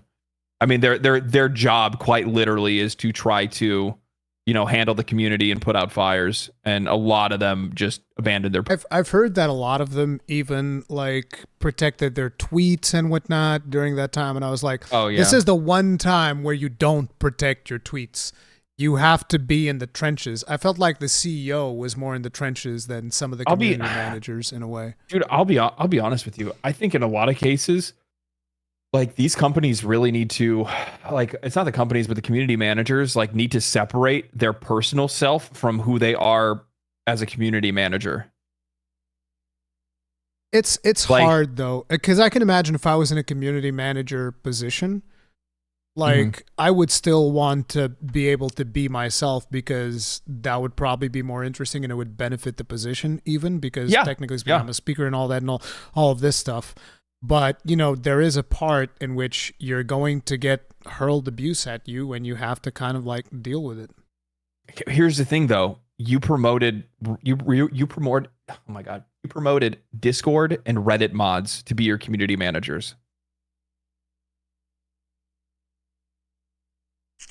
What did you expect? And I'm like, and by the way, this isn't a shot at Discord and Reddit mods, because I have my own and they're fantastic, by the way. I'm so grateful for the things they do for me. But with that said, these are people that don't necessarily have the qualifications to be able to handle this kind of this kind of backlash, this kind of time in the public. A really good example of this is, you look at some of the things that they said, and some of the stuff, to be honest, was relatively benign. Okay, yeah, they clapped back a little bit, but it wasn't all that bad. And to be honest, there were other people that felt the same way that they did. And they take that, and you have somebody over on Twitter grab it, repost it, focusing all that hate and all that attention on that person, trying to bring as much attention to it as possible. They're engagement farming, so they're all about it, right? So now they realize, oh, wait a minute, that tweet worked. Well, now I'm going to go through that person's tweet history and see if they said anything else that people aren't going to agree with. And then they start posting images of things that people said, 4, 5, 3, 6, 7, 8 years ago. Oh, look, this is what else they believe in. Oh, they're also on the woke agenda and all this other stuff, right? And then, now I'm getting even more engagement. So I keep cooking and keep poking and prodding and lighting and fanning that fire. And yeah, no shit, these guys crack under pressure. Yeah. Of course. They never expected it to get that way. You know what I mean? Yeah, I agree. It was one hell of a situation. And now we have another game that is probably going to be suffering a little bit from that as well, which is Ghost of Tsushima, which is coming out in about 6 days, a little bit less than a week. Because that also is going to require PlayStation Network if you plan on playing online. So, yeah. That's another game where people are going to be like, I don't want to do the PlayStation Network thing, understandably so. But for single player, at least you don't need it. And to be honest, I never really played that much of the multiplayer of that game, because I like the open world stuff more than the multiplayer. I mean, how good is Sony's moderation? Because that's their whole thing that they're trying to say, that's the reason why you need to do the PlayStation login, is for their moderation efforts. Which the funny thing is about that is that before all of this whole entire Helldivers 2 fiasco, that is something that the Helldivers 2 community has been asking for a long time, where they're like, we need to handle these toxic players, these meta Andes that have been kicking people, the people that have been griefing other players in games, the team killers that have been going from, match to match, the people that kick you before the match completes, all this stuff. Like we need some way to be able to, control these people. We need to do something about it. This game needs moderation. And then I was just like, we got moderation. Didn't get it where you thought you were going to get it from. Yeah. It's a messed up situation, and again, it also shows that one of the biggest problems in the industry right now is definitely the greed of the executives. Because like this whole mandate that everybody needs PSN accounts is we need to boost profits, we need more money, we need people in the ecosystem, we need to show investor numbers. Sentiment. Yeah, we need the investors to be happy. And it's like, is that really worth just like all of this goodwill? Because they took a hit in goodwill. Like Helldivers had some of the best goodwill that I've seen in a community in a very long time. Like pretty much almost universally positive, fiercely positive. Like people would fight you if you said Helldivers 2 is a bad game. People would straight like, I will fight you in the streets. I will beat your ass. It is permanently marred. Yeah. It's basically like you're never gonna get back to what it was. Like, don't get me wrong, it's not like the game is like completely sold down the river or anything like that, but you will never get back to where it was. Yeah, the sense of unity that everybody had for that game, it is never going to be the same, which is one of the things that I also mentioned. No. I told people, like, listen, this is never going to be the same. It doesn't matter that we now put the reviews back up and we fix everything. Number one, the game is already going to have a ton of negative reviews unless Steam decides to remove it, which they have done in the past for certain review bombs. I seem to remember a couple of examples where Steam actually removed some of the review bomb stuff. But for starters, you have that, which means that, the reception for your casual Andy is going to go in there. It's like, oh, looks like there's a bit of a strange thing that happened with this game. But so that's going to be a hit in sales. But on top of it, just overall, the community sentiment is going to be damaged. And especially because now there's a bunch of countries that can't get new Helldivers unless that situation gets sorted. So it's never really going to be the same no matter what we do at this point. And all of this for what? A couple of MAUs on a fucking spreadsheet to appease an investor? It's fucking stupid. Yeah. Yeah, you quite literally sold your game down the river for data. Yeah. And you didn't even get it. And you could have just took the W and just left it be as is. Or at the very least, I don't know, like, the funny thing is, none of this backlash would have happened if they would have done if three things would have happened. They could have introduced the Sony PSN account, made it optional, one. Yep. Didn't block countries. Gave everybody something. Gave everybody access. And then the third one would be, if you wanted people to sign up for it, then they would get like, I don't know, some special armor or or like some currency or something like that. But the problem is that there's so many different occasions where so many of these studios are running through, and they're basically, dude, they're asking for everything and giving nothing. Yeah, it's like we were something talking about, that serves no benefit to us. You know what I mean? It's like we were talking about earlier about Enshrouded and Valheim, the carrot and stick approach. Whereas instead of them punishing you for not using food, they incentivize you to use food. It's the exact same thing. And people would have been perfectly fine with it. It's like, oh, I get a special cape if I link with PSN. Fuck yeah, sign me up. Here's my data right here. I get a fucking cape. And the people that felt, that they didn't want to do that, that's fine. You don't get a cape. Boom, done. Problem solved. Problem solved. And they would have gotten people to just sign it away. No issues. Tons of people would have signed up for PSN, and it would have been much easier. But no, they're not taking a consumer-centric approach, and they're just like, no, got to appease the investors. And now they've damaged the reputation of this game forever. It's never going to be the same, and it friggin' sucks. But yeah, that's not the only drama that we've had, because obviously Microsoft saw that, like, hey, look at all this attention Sony is getting for completely fucking up their golden goose. Let's go ahead and fuck up on our end as well so that we can get some of that sweet, juicy engagement online. Mm-hmm. Yeah. And so they go ahead and they announce that, hey, we're gonna close 4 studios from Bethesda, which is Tango Gameworks, the guys who made Hi-Fi Rush, Arcane Austin, who worked on Dishonored and Prey, and also made that terrible turd of a game, Redfall, And they got rid of a studio that was working on a mobile game. I forget their name. They were working on some game called Mighty Doom.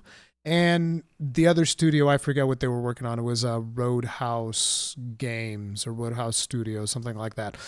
They got rid of all of those studios, and immediately after they fired all of those people, the Microsoft marketing department, working at full capacity, goes and announces, "Hey guys, we got this brand new controller, Fire Vapor, Feel the Burn." I'm sorry. I'm laughing. It's fucked up for the people that lost their jobs, but holy shit, somebody at that marketing department should lose their fucking job, dude. Talk about having no fucking clue what they're doing. It's like, hey, bro, feel the burn. You know what it is, man? I think the burn, all right. I think it's actually something that goes to show that they just don't have very good marketing communication or not marketing. Sorry. They just don't have very good internal communication. And then also beyond that, the other thing is that I don't think they know what they're doing. I'm going to be real. So like I used to be really charitable towards Xbox, but I actually think that they're probably they're becoming one of the most poisonous platforms in the entire industry. The reason why I say that is because they've been so aggressive at picking up studios, but they haven't done anything with them. Yeah, I always I always ask people, I'm like, what good has come out of Microsoft buying any of these studios? And there really isn't anything to be able to point to outside of hey, we got Hi-Fi Rush, but that wasn't enough to be able to keep that studio apparently on its feet. You know what I mean? Like, it's like, I'm just not seeing the benefit that's come from them buying these studios, because the whole idea behind it, at least what they tried to make it seem to the public, was we want to support these studios to be able to make great games, to deliver better experiences to you. But that hasn't happened. See, speaking on the whole thing of not enough, we have somebody from Tango Gameworks that actually posted something that I retweeted yesterday. Not sure if you saw that. But they basically posted something that just says not enough, and they show like all of the ridiculous awards that Hi-Fi Rush won, which it won God knows how many awards in Japan and BAFTAs and the Game Awards and all of this stuff. And, they're just like, hey, was this not enough? Like, what's the deal? And it really fucking sucks, because they did this, and then in a town hall, Matt Booty goes and he just says, "Oh, we need more studios to make smaller games." And people are like, "Wait, what the fuck do you mean? Hold on with you?" No, you got to make the other comparison. He has that town hall where he says that they need to make smaller games that win a bunch of awards, and just before then, he put out another email where he was talking about how the reason why they made the layoffs was to reposition people so that they could make bigger blockbuster games, because that's what they need to make. It's like, you literally just said the opposite thing within a 1 day span. You said we're laying off all these people because we need big splash games that can draw in massive audiences. And then the next day you're like, yeah, we need smaller games so that we can win awards and get prestige. It's like, you guys even know? Did you see the interview with Sarah Bond? I saw it this morning. I actually heard it like 2 or 3 times because I wanted to make sure that did she really just not answer pretty much anything when it came to the questions The best part of that interview is the line that she says, where she says every studio has their own measurement of success. And I'm like, if that's the case, that's a defense for you to keep Tango in business to begin with. It's a smaller studio. It won awards. The game sold well enough for you to put it on multiple platforms. Yet at the exact same time, you guys still have 343 in business for some reason. Oh yeah, those guys keep fucking up Halo like every other release. It's absolutely insane. Everyone. No, it's every release. I haven't. What's been a good 343 Halo game? I don't know. I haven't been playing Halo games, so Exactly. Wonder why.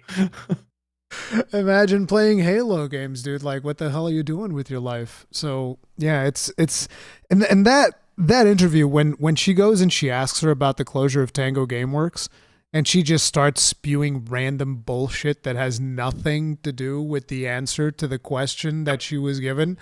And I was Proves like, they have no idea. damn, dude, you just like, it's not even that, in that case, it's not even that they have no idea. It's like she basically can't talk about it. Like, that's just it. Yeah. She can't talk about it. The reason why they can't talk about it is because the real reason why they got rid of them was because they looked around and they said, okay, we need to get our expenses under so that we can show higher profits. ABK.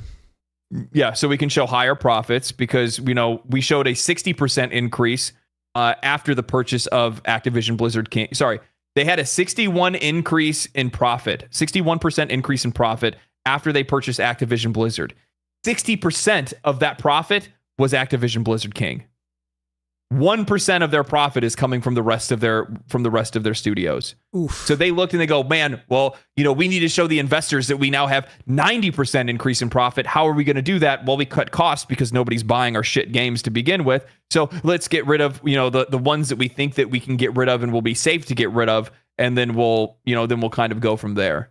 And I hate to say it like this, but especially with like just the direction that they've gone, if this is what they think that they have to do to be able to like get, what they have to do to be able to gain profit, which is one, basically, like, here's the thing. Within the next 3 years, Xbox will buy another studio because they'll need to, because they'll need to show profit because they've been sinking so much money into Game Pass. How sustainable is it for you to release games that are costing you $200 million to make, yet you're putting them on a $15 rental service? You know what I mean? And like that's the thing when people are like talking about Starfield. Well, Starfield was a big success. Was it? How was it a big success? How do you measure the success for a game that has a monthly subscription and the vast majority of people didn't buy it on Steam? It's a serious problem. There was a dude that actually talked about that, Brad Hildebrand, who worked at Microsoft previously. And he actually had like this, I think this is either a LinkedIn post or a Facebook post, whatever, but it's been making the rounds. And what he said was, there are two reasons why all these Bethesda studios close, and neither of them have anything to do with Bethesda directly: Game Pass and Activision. The biggest paradox with Game Pass is that basically every game that launches on the service badly misses its sales goals, of course, because people, they can get it in Game Pass. Why would they buy it? Makes sense. You'd go get Game Pass. You play Starfield for a month, and now you cancel your Game Pass, and you just played Starfield for $15 instead of buying a $60-$70 game. Of course, they're not going to meet sales targets. That's the crazy thing when I'm like, they didn't meet sales targets. Well, it's like, that's your fault, not the game's fault. It's because you guys aren't selling of your business games. Plan. And so it's because your business model. He says, makes sense though. Why pay full price to buy a game when you can play it for free as part of your subscription? This is accounted for somewhat by attributing portions of revenue to top performing Game Pass games every month, but there are factors working against games, namely the fact that most games don't stay at the top of the chart for more than a month or two, which is normal because these are single player games, most of them at least. They're not supposed to be there very long. And also that Game Pass growth has stagnated, which again is normal because there was a boom during the pandemic. Yep. And now it's, the fact that it's stagnated and hasn't entered decline, they should be thanking their lucky stars for that alone. So games like Hi-Fi Rush, which is incredible, mind you, gets a very small bump in revenue from being the hot Game Pass for a game for a month. Then it falls off a cliff when everybody moves on to the next thing. Poor Redfall had it even worse since it launched so rough it never had a chance. This system it wasn't even a game they even wanted to make. Yeah, this system was fine for while Game Pass was growing like gangbusters, which, again, during pandemic, but now it's slowed way down and the amount of revenue it's attributing to games isn't keeping up with the budgets to make them. But all that wouldn't have mattered even 3 or 4 years ago because back then Xbox was basically a rounding error on Microsoft's books. The division made some money, but more importantly, it didn't cost that much and other parts of the business easily covered the gap. Then Xbox went on a buying spree and spent a lot of money on Bethesda. I believe that Bethesda was like 7 billion, if I'm not mistaken, 7, 9, something like that. But orders of magnitude more on Activision. Now the Eye of Sauron is turned and Xbox is expected to start making that 70 billion back, or at least cut expenses to the bone and then some while they try. That brings us back to Game Pass. So far, the big bets on driving new subscriptions, Redfall, Starfield, haven't spurred near enough growth, and there's not much on the horizon that is likely to restart the momentum. The best bet is Call of Duty, but do you really risk the guaranteed sales revenue that franchise brings by putting it on Game Pass day one and potentially lose massive sales? I don't know what the plans are, but either you put it on Game Pass and lose money, or you don't, and subscribers revolt because they think that's what they signed up for. It's like they basically did paint themselves into a corner. Now the thing is, I think that Game Pass is a tremendous value for consumers, but I've always questioned myself, how does that work? Because this isn't Netflix. The budgets of these games are absolutely insane, and if you're not selling them, you're not going to be making that money back. It's crazy. So yeah. So the reason why it doesn't make sense right now for many people is because it hasn't reached its final form yet. Its final form includes tiered different types of subscriptions. It's not just one Game Pass. There's going to be 3 separate Game Passes, with one is going to have one tier of games, another is going to have a different tier of games, and one's going to have ads, another one's not going to have ads. Maybe it's going to be save space. Maybe it's going to be the fidelity in which you can play games. You know, is it going to be a 4K game versus a 1080p game? It's going to have all of this different stuff. Exactly. It's already going to be there. Tiers, so yeah. They just haven't reached the final evolution of what it's going to be. And the funny thing is that, just to be able to soften the blow with the layoffs, they also are now projecting that they're going to have to increase the price of Game Pass as well, and that they won't be including Call of Duty in Game Pass. It's absolutely insane if they think that, we're just going to charge more for nothing. We're just going to charge you more for nothing. Enjoy. Yeah. Here you go. Yeah. Here, go play Forza for $15 a month. Go play Gears of War 5 for $15 a month.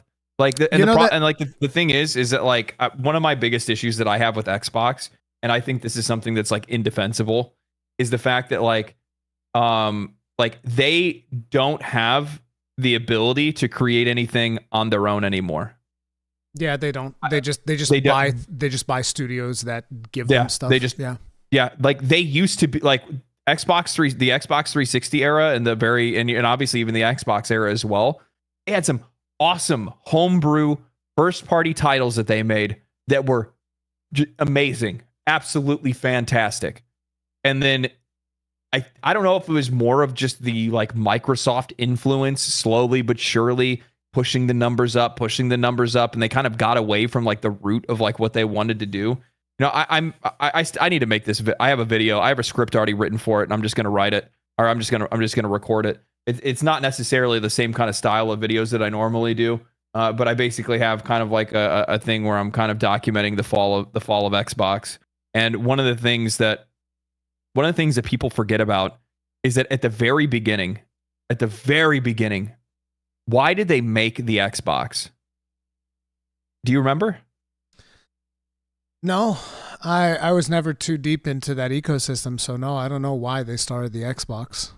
So one of the things that was plaguing developers at the time were the availability of tools and the ease of use of tools for them to make video games. And one of the tools that developers really liked to use was a program called DirectX. So the team that was working on DirectX came to Microsoft heads and were like, hey, why don't we get into the console game? We can make a DirectX box and we could sell that, and it would be something that would empower developers to be able to make better games and make better games easier. The whole idea to get into it in the first place it had nothing to do with anything other than to just give developers better tools and make developing games easier and accessible for them. That was the whole reason they got into it in the first place. Fast forward, and now all of a sudden you have them coming out with a console like the Xbox Series S and forced parity that forces these developers to make a lesser product. Yeah, it makes it harder. Have to work on both consoles. They literally completely flipped what their founding credo was. The whole reason they got into making games in the first, or the whole reason they got into making Xboxes in the first place. And they're so far from what their core beliefs are that they're not even recognizable anymore. I mean, look at all the stuff that went down with them with the Xbox, or with Larian Studios. how they tried to throw Larian Studios under the bus for that. Yeah, like a lot of people missed it, but it was I think it was Phil Spencer where he was like, yeah, Larian's having some difficulties. Like they were definitely trying to paint a picture in which it's not the Xbox Series S that's the problem. It's Larian Studios that can't get it working on the Xbox that's the problem. Yeah, of course. And then isn't it funny that they can't have isn't it funny that they wouldn't be able to have a split screen on the Xbox Series S? I wonder if that's Larian Studios' problem or if that's Xbox's problem, even when they sent their own engineers there to help fix it. Especially because that console ain't got no goddamn power, and that's one of the reasons why a lot of the Microsoft exclusives are somewhat problematic throughout this last generation, is because the friggin' Xbox Series S keeps dragging them down. That thing is a box that's designed for cloud play. That's it.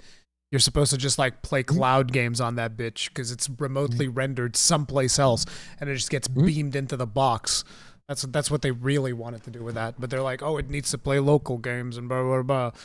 Yeah, that thing was a cancer in this generation. Absolutely. But yeah, I mean, it's just one of those things where you look at them and you're like wondering, what are you thinking? What are you doing? Like, Hi-Fi Rush is the best game that you guys have released since Gears of War 5, and that's like 6, 7, 8 years ago now. Yeah. You guys have basically gone 2 console generations almost without doing fuck all. What did Xbox do during Xbox One? It was always impressive to me that they kept buying studios, and we were always wondering, okay, when are the games going to come out from all these studios? They got all these studios cooking, and they ain't cooking shit. It's all burnt. It's all burnt. That's what it is. Yeah. It's like, here's the thing. The funny thing is, I guarantee you, Gears of War 6 is going to be a fantastic game. I think the Coalition picked up the reins from Epic Games and have done an absolute bang up job ever since they took over. I think Gears of War 5 was a fantastic game. Gears of War 4 was solid. That one. That one was good. Yeah. Gears of War 5. I think they've done a bang up job. I think that the team that they have over at the team that they have with Forza is doing their thing. But then outside of that, it's just like you're making a lot of like high budget, not like high budget, high profile games that aren't going to sell and don't reach audiences the same way that they used to anymore. I'll be honest with you. I love Halo. I loved Halo when I was younger. I don't think that there's an audience. I don't think the audience is the same for Halo games anymore. I don't think the interest is there, especially when you don't even listen or pay attention to the market in the first place. Like, what neckbeard boomers were they listening to when they thought it was a good idea to say, we're not going to include Battle Royale because, that's not the Halo way. We want to keep Halo's tradition alive. And it's like, Halo's tradition? How about you make a game that people want to fucking play? I mean, I don't know if a Battle Royale was going to change everything. I also don't think that every game needs to be a Battle Royale. No, that's not what I'm saying. What I'm saying is that like they've done nothing to update their formula, and then also at the exact same time, it was a piecemealed experience. It was a terrible live service. They didn't the stories suck. Their narrative always sucks. Like the multiplayer now is pretty good, but the multiplayer now is only good because they finally gave the players Forge after like 2 or 3 years of the game being out. Yeah, it was a long ass time before they released Forge. So it's only good now because the players can actually make maps. That's the only reason the game found some level of level of clarity or playability for the players. And but the thing is that like across the board, arena shooters just aren't as popular as they used to be. That's the point when I say when I'm talking about battle royales. I'm not saying everything has to be one, but I'm just saying that the most popular games that are out there are definitely not arena shooters. Yeah. Otherwise, Splitgate would be popping off still. Splitgate. For a second, I thought you said Splitgate, and I was like, what kind of game is that? That's a weird game. Never heard of that one. I mean, you can look around on Steam long enough, and you'll find stuff. Yeah, I'm sure you'll find that. But like, I thought that was a Wiimote for a second. I was like, why did this dude just pull out a Wiimote? It's a remote for the blinds. But like the thing is, it does suck that there's not that many popular arena shooters because like I used to love banging out some Quake 3, dude. Quake 3 was my jam.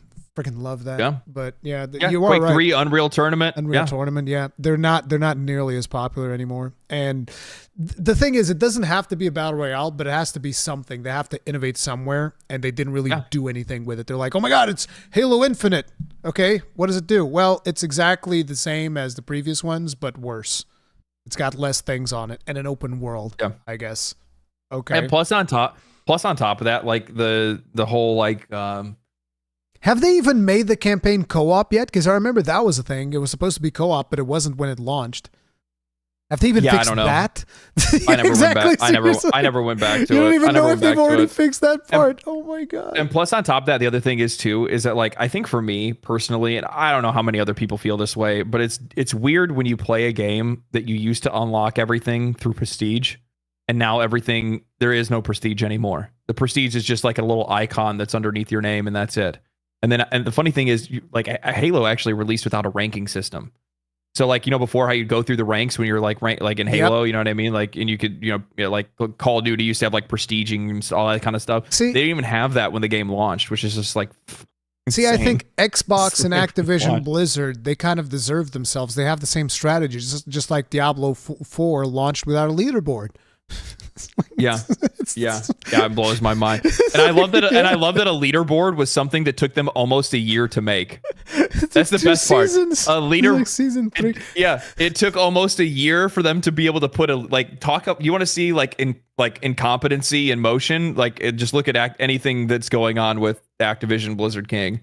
You're like, so wow. I'm like, insane. it took you guys. The funny thing is, so I've spoken with some devs on the Diablo team. Obviously not naming any names or anything like that. And they just straight up told me, they're like, it's not what it used to be. And they're like, basically anything, they're like, anybody can have a good idea. And then that good idea needs to be brought to one person who then needs to take it to somebody else. Then it needs to be decided by a committee. And then it goes to another committee and then to another person. And then it gets a final say.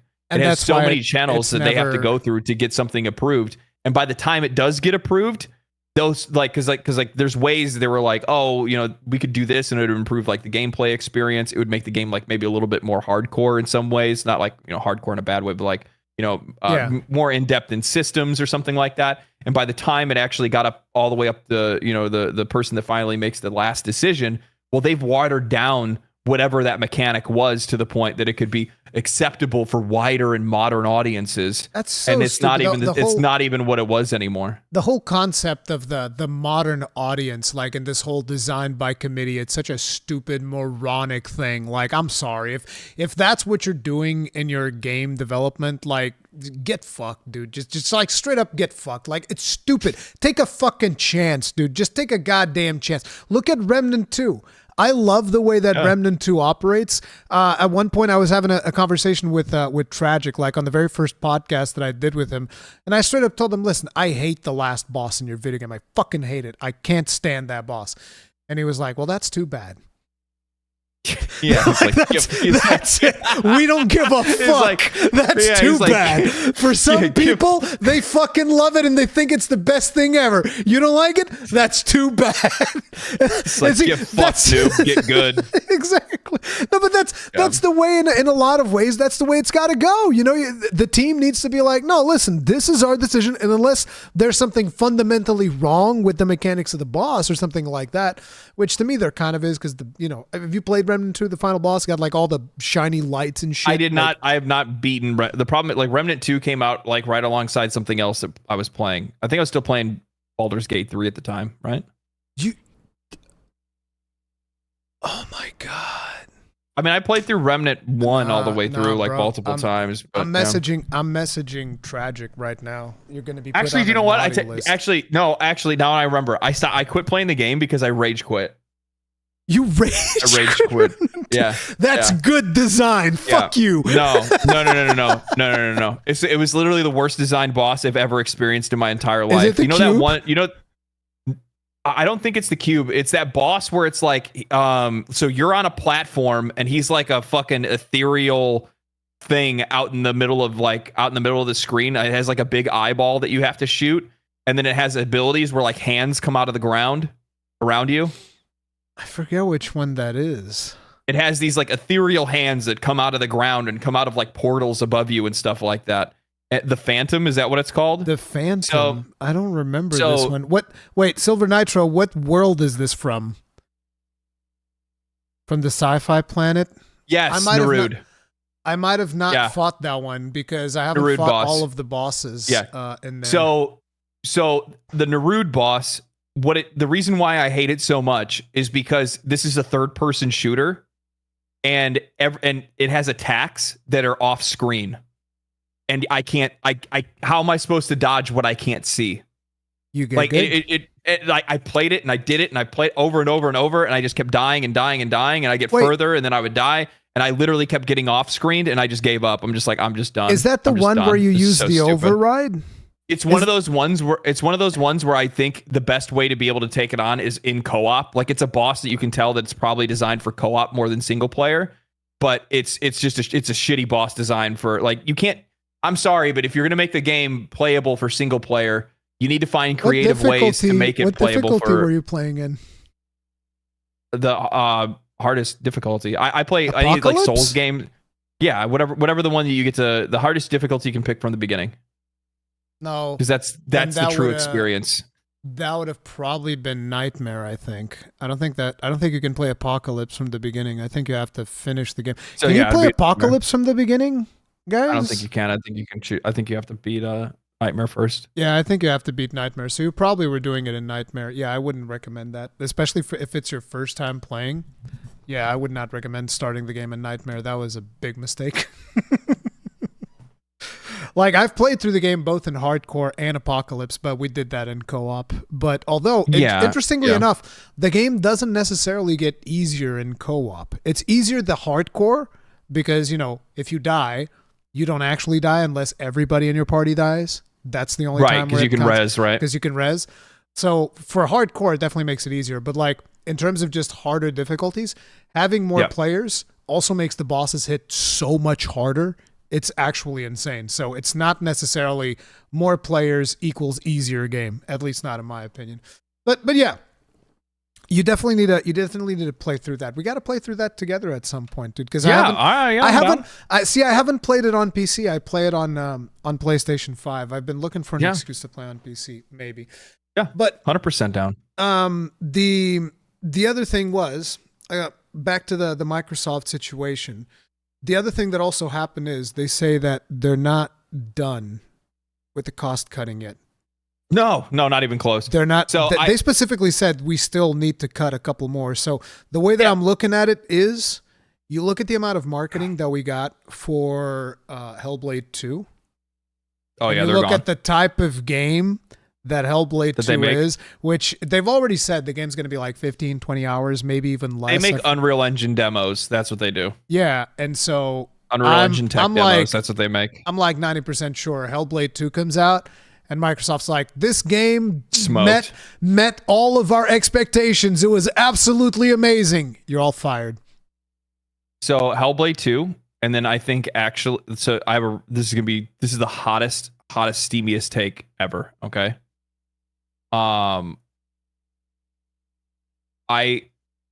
This is gonna be nightmare fuel for so many people when I say this. I think it's gonna be them, and then after Avowed gets released, Obsidian will be repurposed as a Bethesda tool. Before Obsidian, I think Machine Games is also. You released that Indiana Jones game. Bye. See ya. Good job. Yep. So the game was fantastic. You can leave now. Exit stage left. Machine Games, I can definitely see that one, but I think Obsidian, once Avowed comes out, they will probably do like a repurposing, and they'll probably try to hitch them to Bethesda and have them make the next Fallout game. Players are gonna be like, "Oh, awesome," but everybody knows that that's not what Obsidian wants. Yeah, of course. I mean, Obsidian's done what they've done to try to get away from Bethesda. You know what I mean? Yeah. But what's going to happen is they're basically going to grab their little Pokeball, and Todd Howard's going to go, poof.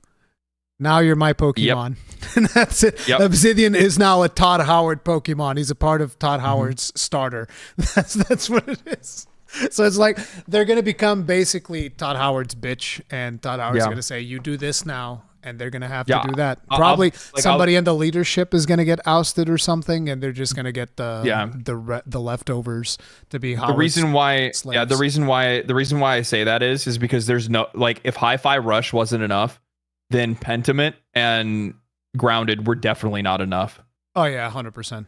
And also at the exact same time, I do not see Avowed doing gangbusters. It really sucks because like I'm kind of excited for Avowed. Like I really want to play Avowed. I think Avowed's going to be fun. But I think Avowed is going to be like Outer Worlds. I mean, I liked Outer Worlds. Did you not like Outer Worlds? Yeah, I thought Outer Worlds was pretty awesome. But it was just a good game. Yeah. Yeah, that's the thing. Xbox, they want Xbox doesn't want games. just a good game. Yeah, they want Avowed. They want Avowed to be Elder Scrolls 6.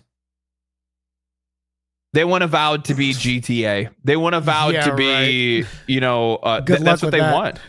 I know. I know. I get 100% where you're coming from, but at the exact same time, it's not going to happen. And here's the crazy thing is that so many of these companies, Xbox is doing it, PlayStation's doing it.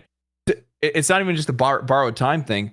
Think about this, man. Like how many of these companies have unrealistic sales figures and ideas of like how much their biggest problem is that they suck with money because they invest so much into it because they believe they're going to get X amount out of it. Yep. And look, I'm just going to use a great example of this. The most egregious one in the entire industry that does this, Square Enix. Oh yeah. All the time. Square Enix, we're going to sell 20 million copies of Final Fantasy XVI. And it's just like, in fucking what world? In another dimension? Do you guys, is there an alternate reality that you guys are selling the game to as well, or alongside ours? Or And the other thing, was that actually the prediction for Final Fantasy XVI? I don't remember. No, I think it was around like 10. I think it was around like 10 million. Yeah, but it's like, think of it like this. How are you going to sell 10 million copies of a game on PlayStation 5 alone? It's a PlayStation 5 exclusive. Like, what is your thought process here? Like, what are you thinking? Because everybody, no, you don't understand. Because everybody's going to buy a PlayStation. Yeah, of course. I mean, I think there's 50, last time I checked, there was like 50 million PlayStation 5s out there. So basically, you're looking at a 10% penetration. You're like, 10% of everybody that owns a PlayStation 5 is going to buy Final Fantasy 16. And I could have told you that's unreasonable, especially because, people even said in marketing, like, look, this is an action game. Understand, this is kind of like a Devil May Cry thing, which is already, in a lot of ways, it's a more niche game. It's not like, oh, this is an open world RPG or something like that, right? They didn't market it like that. So it already took some of the people away from it. So, So... Okay, but that's fine. And you're coming off of Final Fantasy 15, which a lot of people didn't like. I liked Final Fantasy. Me too. I liked Final Fantasy 15. It was a great game. I thought it was a great game. I just didn't like Chapter 13, but I liked Final Fantasy 15. The fishing in Final Fantasy 15 had no business going as hard as it did. There's like a VR game for it, if I remember. It was basically Bass Pro fishing in Final Fantasy 15. I was like, what is this? This is the best fishing game I've ever played within a game. If you like fishing, I fished a 20-ton whale shark in Stellar Blade, all right? Wow. What did you use for bait? Something called... I think it was just called Special Bait. I forget. But I'm sure it was. Sure it was. You just see Eve pull out of the water just like this massive fucking whale shark. It's very cool. Yeah, and you can also fish a great white shark as well. Yeah, that game's also got fishing, but yeah, it did have a really in-depth fishing minigame that I didn't really spend that much time into, but I did enjoy the overall vibe of 15, even though I understand why a lot of people didn't like it. But it was you could definitely tell that like a big portion of the community did not enjoy Final Fantasy 15, and Final Fantasy 16 is coming off of that because not everybody is online to the point that they know, wait, the guy behind 14 is the one working on 16. A lot of people don't even know what 14 is because they're like, oh, that's the MMO one. That's the weird one. We don't talk about that one. So it's like, obviously you're already going to lose a large chunk of people there, let alone having to deal with the fact that you're only selling on PlayStation 5. Is like, hey, Square Enix, you want to sell more games? Tell you what, why don't you just put it on Steam? Put that bitch on Steam day and date, because that's the thing. Look how they did the same thing. Final Fantasy VII Rebirth. They're like, oh man, Final Fantasy VII Rebirth really fell under projections, and it's like, how much do you want to bet that these idiots compared Final Fantasy Rebirth's numbers to remakes numbers? They said they took PC? They said they took that into account, but regardless of that, to me I'm letting you rant. I gotta grab something real quick. 1 second. Okay. To me, the thing is also that a lot of people in the industry, they really undervalue how much worth there is in a simultaneous release. Because, like, you think of it, right? You have Final Fantasy XVI comes out exclusively on PlayStation 5, even though later it is going to be coming to the PC. But right now, it is still exclusive on PlayStation 5. By the time it comes out on PC, there's going to be a lot of people that are going to feel like second-class citizens, and they're not going to buy it because of that, because the hype has died down. It is the same thing with Final Fantasy VII Rebirth. Even if later it comes out on PC, the hype is going to have died down, and a lot of people are going to feel like second-class citizens, and there's not going to be as much sales. There is tremendous amount of value in simultaneous releases. And this is one of the reasons why Monster Hunter World did so phenomenally well, because after years and years of Monster Hunter coming out 1 year in Japan first and 1 year later in the West, they finally released simultaneously in the West. And it was still hampered by the fact that they didn't have a simultaneous PC release. Because if they had released Monster Hunter World simultaneously worldwide on consoles and PC, it would have made an even much bigger splash. But that's the thing. They basically underestimate how valuable the simultaneous release is. Your stuff is wireless, right? You were listening to what I was saying? Yeah. So this is the thing, man, is that I think that Helldivers 2 is the best example of this. Exactly. Because they release Helldivers 2, and think about the amount of free marketing that game got just from the amount of engagement it had online. How many videos are being made, all those different things. When you were like, one of the things that I noticed when Final Fantasy VII Rebirth came out is that like nobody was talking about it. I think, and the reason why is because there wasn't enough people that could play it in the first place, or did play it because it was a console exclusive. If these games are released on multiple platforms and you exit out of the exclusivity, it becomes more available to more players, more people can buy it, more people are talking about it, and it just grows and grows and grows. And I think that's a really good example of what ended up happening with Helldivers 2. Helldivers 2, I don't think people really realize this, but in the first week of Helldivers 2, it wasn't that popular.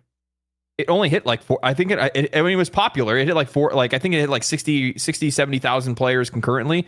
It wasn't until the following week where all of a sudden all the clips and all the streamers and all the people were playing it, and you started seeing all this stuff started to cycle around, and then the next thing you know, it went from 60,000-70,000 to 100 to 150 to 250 to 350 to 400,000, and it just kept going. Just like, holy smokes, dude! And the vast majority of that, where is the vast majority of Helldivers player base? In Steam, 100% on Steam. 100%. Which is why they've done so much damage to that brand. But here's an interesting thing. Helldivers 2 is so popular that it is probably my most popular video this year. And it is a 48-minute video. My Helldivers 2 beginner's guide. Yeah. It is ridiculous. It just keeps going. It's at 450,000 views. It's insane. I was like, whoa. It's freaking crazy. I'm gonna go make one now. Nah, you're too late now. It's never too late.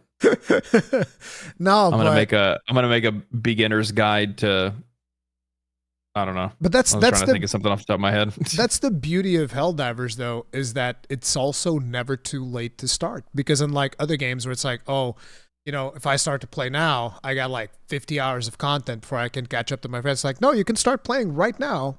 and go play with your friends right now. Even if they have like 500 hours of gameplay time, it doesn't fucking matter. That's the genius of that game. It is brutally genius, because I think a lot of people don't understand. There's probably people out there that think like, oh, if I want to start playing Helldivers 2, I have to put in how many hours? Like, you have to put in no hours. You just play the game. That's it. That's the beauty of how that game's been developed. Yeah, it's one of those things where it's like you can just hop in and just play the game, and no matter what you're doing is relevant to what's going on that day. You know what I mean? You can still go and do your, like, if there's a major order and you're a first day player, you can go do your missions on the major order. You know what I mean? Just and if you're not playing, and if you're not playing, and people complete major orders, you still get the rewards for those major orders.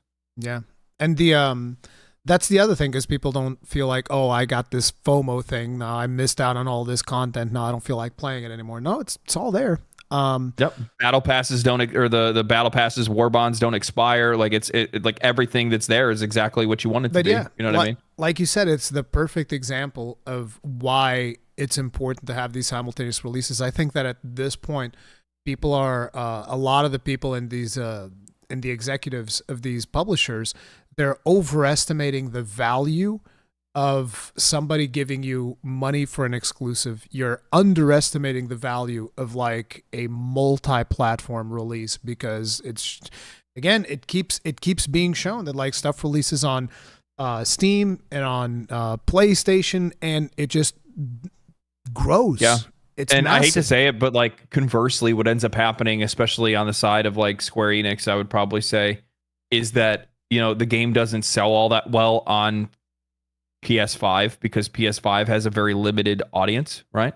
Yeah, now it does. Yeah, and then they think, oh man, well maybe it's a good thing that we did the exclusive, because maybe it wouldn't have sold well on PC. You know, maybe it's good we took that. Maybe it's good. Maybe it's good that we took that. Like, I mean, you get what I'm saying though. You can see from how their perspective, they see the low sales on PS5, and then they kind of project and think, oh well, there's a really good chance that we wouldn't be able to overcome that on PC. Maybe it's a good thing we took the exclusive check, because if we didn't, you know, we wouldn't, you know, have this extra money that, you know, we otherwise needed. The way that game was reviewed, and from what I've played of it so far, because I never got to finish it, I received it like very, very late. But the way that game was reviewed, that thing would have been an absolute smash hit on the PC. I have no questions. And I'll tell you what, if Stellar Blade hadn't gone exclusive on PS5, it would have blown up. It would have exploded. Stellar Blade on PC, it would have absolutely exploded. It was already like entering into the like cultural lexicon where people were using. You know, it became, you know, a commentary device. People were already talking about it. People were already interested in it. Especially when it comes out and it's like as well optimized as it was on PlayStation 5, which likely means that they probably would have super well optimized. Yeah. You have no idea. That game silky smooth. That also probably means that they would have taken the time to make sure that it was well optimized for PC as well if they took the time to do it on PlayStation. And if that's the case, I mean, like PC players, we just bust one off, you know, break one off when we play a game that's optimized day one. We're like, oh God, I'm going to buy every game that this company ever makes. It's so rare nowadays. Yeah. Consistent frame rates, no crashing. Oh, the dream. Absolutely. But yeah, that's the absolute state of the gaming industry, everybody. I don't really have any other topics. If you have anything that you want to bring up.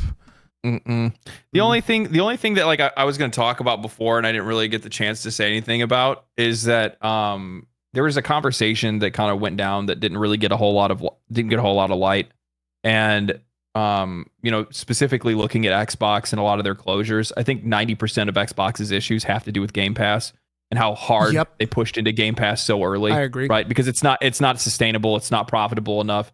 They have to charge far more than they already do to be able to turn a profit on it. They're spending too much money on the games that they put into it. And they're also cutting checks to, you know, smaller studios and indie developers to put their games on it. And those games they also don't have a good eye for games. So the games that they're putting on there to fill out Game Pass with enough content to keep players interested, most of that content isn't worth a shit in the first place. And, you know, one of the things that's really worrisome about that is, a lot of these companies are trying to push these subscription services. They want it to be a thing. Ubisoft has one, EA has one, Xbox has one, Sony has one. All of these companies want them. And the problem with that is this is going to make, if that becomes prominent, I advocate because I realize that, like, I know that it's a really affordable option for some players, but I advocate against subscription services because I realize that one day they won't be. Yeah. They're not always going to be what they are right now. And thinking that, $10, $15 a month is good. Yeah, that's fine until it's $25, $35, $45, $55, until you're paying $70 a month to be able to play your games. And maybe you're somebody that used to, buy maybe 2-3 games a year and that was it. It just doesn't really work out. And that's one of the reasons. Go ahead. One of the core issues with this, one of the main reasons why I'm so worried about subscription services more than anything else, is because we will reach a day in which studios are no longer making games for players. They're making games for a committee that will approve their game to be on their platform. Yeah. And that's not the future of gaming that I want to be in. And this is something that's actually Sven Vinka over at Larian Studios. He was the one that brought it up initially. He said that one of the reasons why they didn't want to put their game on Game Pass is because they believe in their product and believe they're selling it for a fair price. However, the other thing is that they don't support subscription services because it's going to make a future in which your game is the only way that your game is going to be accepted to be on their subscription service is either if you take a lower cut because they don't have faith in your game, or they tell you they want you to change specific things for it to be on their service in the first place. And I don't want that. I love that guy. Sven Vinka, dude, he's unfathomably awesome. Based. It's insane how down to earth and just straight shooter he is. I gotta go harass Larian Studios, see if I can convince him to do a podcast. Good luck. Yeah, good luck. You might be able to get somebody. Yeah. I tried to do it, but I was too small at the time. I was in contact with them. A few of their devs were watching like some of my videos and stuff when I first started covering Helldivers, and I was like, or not Helldivers, but Baldur's Gate 3. I was like, hey man, you guys want to do like an interview or something? But I'm like, I had like 20,000 or 15,000 subscribers at the time. So that doesn't matter. Did they say no, or did they just not reply? They just didn't reply. Yeah. I mean, sometimes it can be because sometimes it can be because it gets overlooked. A lot of times you have to keep pushing. Actually, I think part of that was like one of their communications person left. So like the person that I sent the emails to was no longer there, and they said that they were going to look into it, but then I never heard anything back. And then I never heard who the new person was. You know what I mean? It probably got lost because I kind of feel like with a lot of studios, they actually don't care that much about the size. It's more a matter of like, do we have the time? How's this person's plan? Like, did you lay out a plan of what you wanted to, what the format was going to be, all of that stuff. I find that stuff to be very, very important for a lot of the people that I reach out to. Like, for instance, one of the things that I always say is like, I will edit out anything that you guys don't want out there so that they're comfortable coming on and knowing that, you're not going to just be looking for gotchas, right? Yeah. Because that's unfortunately you're not trying to nail them for something. Yeah. Unfortunately, that's what a lot of YouTube content is these days. It's like, I gotcha, bitch. And now I'm going to clip you and you're going to be sent to the 7 realms of TikTok. Because that's kind of like how it goes. I gotta start making TikToks. No, dude, I'm never gonna do that. Fuck that platform. Hell with that. That's absolute cancer. But anyways, guys, that is gonna be it for today's Conscast. Make sure to check out Legendary Drops' channel, subscribe to him, and I'm sure you're gonna be streaming later today or something, or you're gonna be putting out some videos or something. He does YouTube content. He also streams on Twitch and whatnot. And I got a Warframe video that dropped today, actually. And make sure to follow him on Twitter because he doesn't have enough followers. He was complaining about it. So go to Twitter and follow him. Make me feel loved and accepted. But anyways, guys, that's going to be it for today. If you guys enjoyed today's episode, hit that like button, subscribe bell, notification icon, all of that jazz. And we'll see you guys in the next one. Stay strong. Stay safe. Peace out.